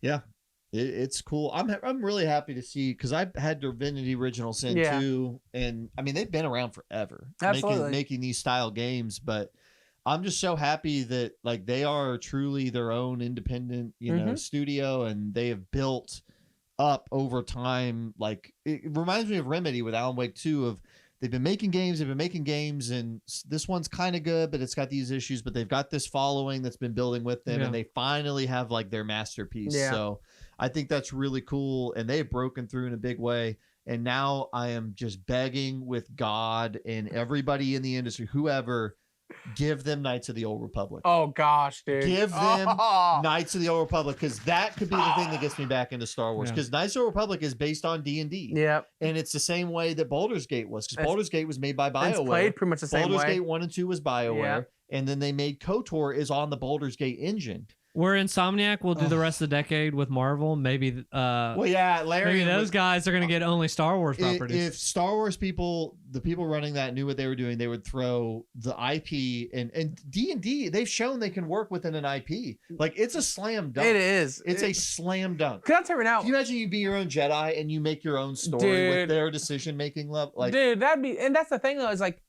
give me the freedom. Whatever. Give me the freedom to get punished. Like I make like for example, you're a bard, all right? So you can talk your way out of it. I'm a mage. So if it's not smart talk, I'm screwed. I have tried to be charismatic and I have failed, and I've been thrown into jail 3 times because of it. Because I get caught stealing things and like, oh, I'm allowed to be here, and I throw a 2 and I'm like, well, I'm going to jail, and I have to break out of jail every time. I need to break the rules more in this game. Yeah, but like your character passes those checks because the way you presented your character. I'm a little like I assume I'm gonna pass them because it's like a 10 skill check. I feel like and you're I have +2 on multiple. You're things. playing this game lawful good. I feel like you're like I'm following the rules. I'm doing what's good for the nation. Yeah, I'm playing this game chaotic good. Like I'm like, I want what's good, but I'm also gonna blow crap up along the way. Yeah, Yeah. So, dude, it's a good game. I try it out again. You're gonna have to tap into a different part of your brain to like it, I think. I like all the stuff that you're saying, and stuff can go sideways really quick. I like that freshness of, wow, this game can really take a turn. Yes. And you had a plan, or you thought you were gonna do this, but now you're totally broke off from what that was. Have you tried playing it with controller? That's what I was playing on. Okay. Oh, you play with a controller? No, I play mouse and keyboard. Yeah, I play mouse and keyboard. I was asking. I think it's better mouse and keyboard. I did try it on. It almost is 2 different games. Not like one's worse, or like I played it on my Steam Deck for a little bit, and I was shocked. Like you interact with things differently on controller. Like it's because you don't have a mouse, you can't hover over something and click right and pick. Yeah. You like press a button and it zooms in on that item, or like it zooms in on the door. And like you press the like right bumper, left bumper, and you cycle between items in the room. I don't know if you were having trouble with it. You may like it better mouse and keyboard for that. Yeah, mouse and keyboard, in my opinion, because I have freedom to click and do whatever I want. Yeah. Like if there's a spot I want to get to, but I don't know how to get to it, I just click on it and then my guy just starts walking and I follow him. And if you hold Alt, it highlights everything interactable in the room, which is key to just quickly be like, I don't care about that stuff. I want to click on this. They did a good job with the controller implementation, but you might like it better, mouse and keyboard. I don't know. Cool. It's worth noting. I'm gonna be Anakin Skywalker my next playthrough. I'm gonna kill all the kids. Kill the younglings. I will. All those young, dude, it's gonna be great. Dude, these freaking kids stole some of my stuff and went in a hole, and I can't get down in it. I can't get down in it, and I kept clicking because like, they went down here, and I looked it up. I was like, "Why can't I go in this hole?" And I was like, "Do you have a dwarf in your party?" I was like, "No." Like, you can't go down in the there. hole. So then, when I got new like level up, I saw there's a spell to shrink or enlarge. Did you do things. So I got that, and I'm gonna go back there, and I'm gonna shrink myself or shrink That's somebody creative. and send them That's down when there. you think through it. You're like, Because I was like, I can't. I'm go down getting my there. crap back. I don't have a dwarf. Frick those kids. Cool. Well, I think that is our 2023. I was just thinking while you guys were talking too, because we did this in past years of what was the craziest thing to happen this year, like news-wise, game news. What happened in the world of gaming? And I gotta say, maybe it's recent bias, but I think it's that Insomniac leak because we got to know what this studio is doing for the rest of the decade. Well, it's that and the Microsoft leak when the stuff leaked, and you can see their next console. Yeah, for the next console. This was the year of leaks. Yeah, and hacks, and GTA. They had all that stuff released. GTA leaks. Yeah. What did Nintendo have? Remember all their like old the Mega Leak. Yeah. Source code. So this year was kind of the year of leaks. like pulling back the we got our sneaky. Was the acquisition stuff more last year? Or was it this year? It was the acquisitions and leaks this year. Yeah, that's a crazy year. Yeah, news-wise stuff was great. E3 officially ended. Dang, very crazy. Very crazy year. Very crazy year. Yeah, I don't know. Lots of very good games, and I feel like this discussion kind of brought that. What's funny is we talked about all the games that were nominated. Yeah, at the game of the year every single one. and Yeah, stuff like that. So, I think that this was a good year. It just was short on time. It was hard to get to all the things. Short on time. Yeah, we killed it. Yeah. I'll tell you what, I'm impressed by what we talked about. Yeah. And I think that because we've had this feeling in past year, the first time it really happened was with Master Chief Collection. I was like, I don't even want to put this as my third at that time. Oh, yeah. And that was the first time I ever felt Halo that. Infinite. And this year, as much as I did genuinely enjoy Armored Core and Mario Brothers Wonder, those Tears of the Kingdom deserved the number one and personally for me.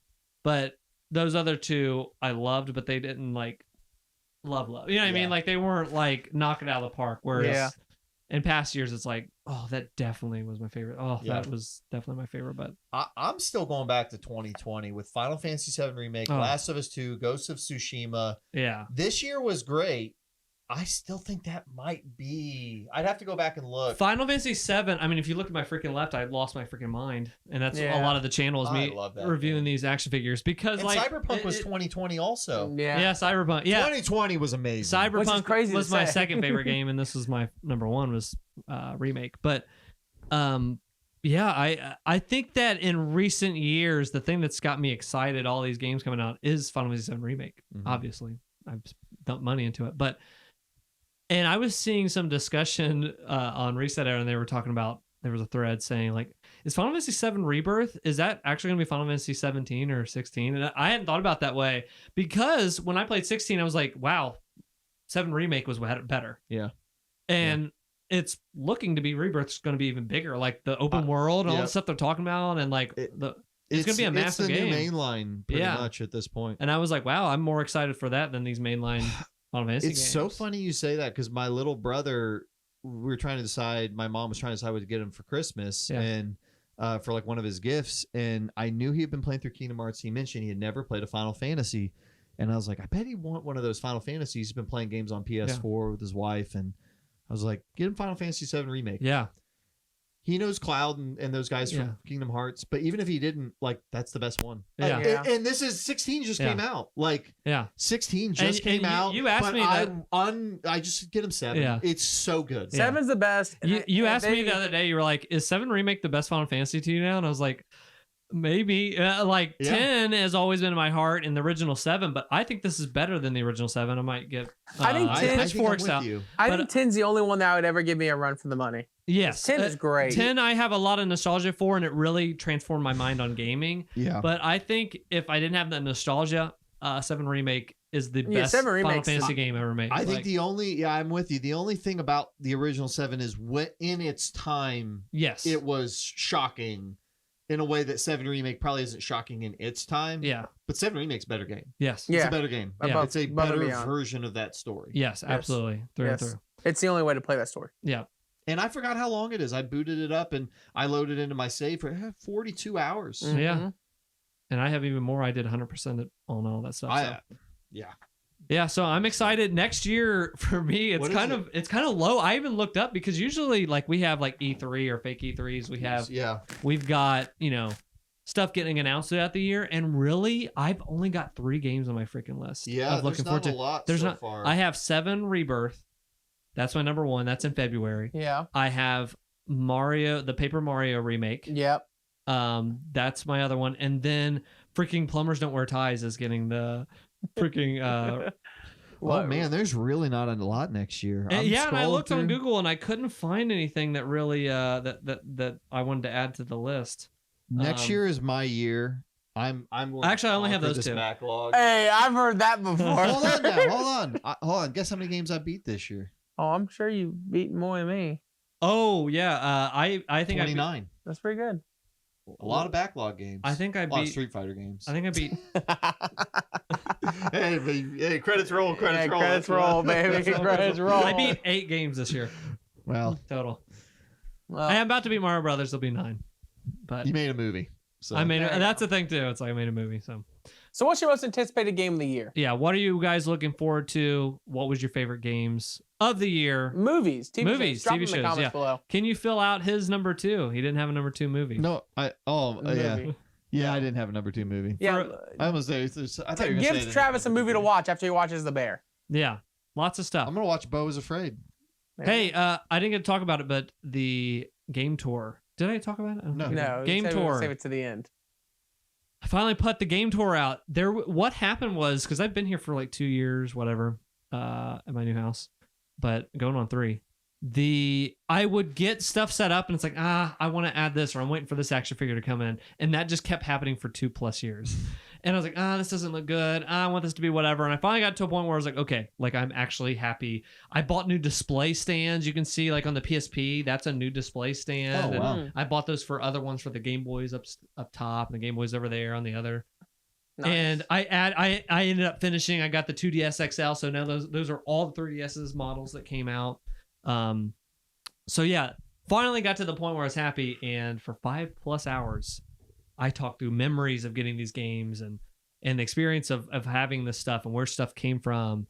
I give the backstory on the Mario statue, the big old Mario statue. People probably haven't seen. That was the other thing too, is like if you came from the old Game Tour video, there's tons of stuff that I got to pull out of storage. Well, finally display. I mean, I think it's the coolest freaking set. I watch a lot of YouTube and people, happy console. Yeah. People have their stuff in the back. Yeah. I think you have the coolest freaking. Thank you. It is a museum down here. Thank you. And I think it's amazing what you've done with all this. Thank you. So check that out on the channel. 5+ hours. You can see that on there. Enjoy it. If you haven't yet, follow us on TikTok. Jacob has been making some cool clips. I've given him the reins of like, hey, just find out some, find what you think would be a good clip, so you can just get to see clips of the podcast on there and be like, oh yeah, I need to watch this month's podcast. Nothing wrong with that. Catching up with us on TikTok and everything like that. There. So TikTok, DweeBros on there. We're DweeBros on X. This is the year we went X mode. It's X now, I guess. Yeah, it's X now. I still call it Twitter. People are in hybrid mode of like I've still people say X, formerly Twitter. I've actually officially deleted it. You deleted it. I don't have it on my phone anymore. Yeah. Well, follow us on X that Jacob deleted. We are DweeBros on there. Find out when we're doing Hangouts live. Hangouts 7 p.m.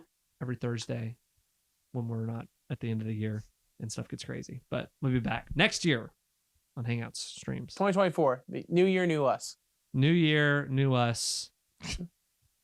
Any last words to take us out of 2023? Go play Alan Wake 2. It's $26 on Epic Game Store. Go play Baldur's Gate 3. Summarize $7. gaming in 2023. Go. Alan Wake 2. Amazing. Period. Slow ride, high climax. have sex with an octopus.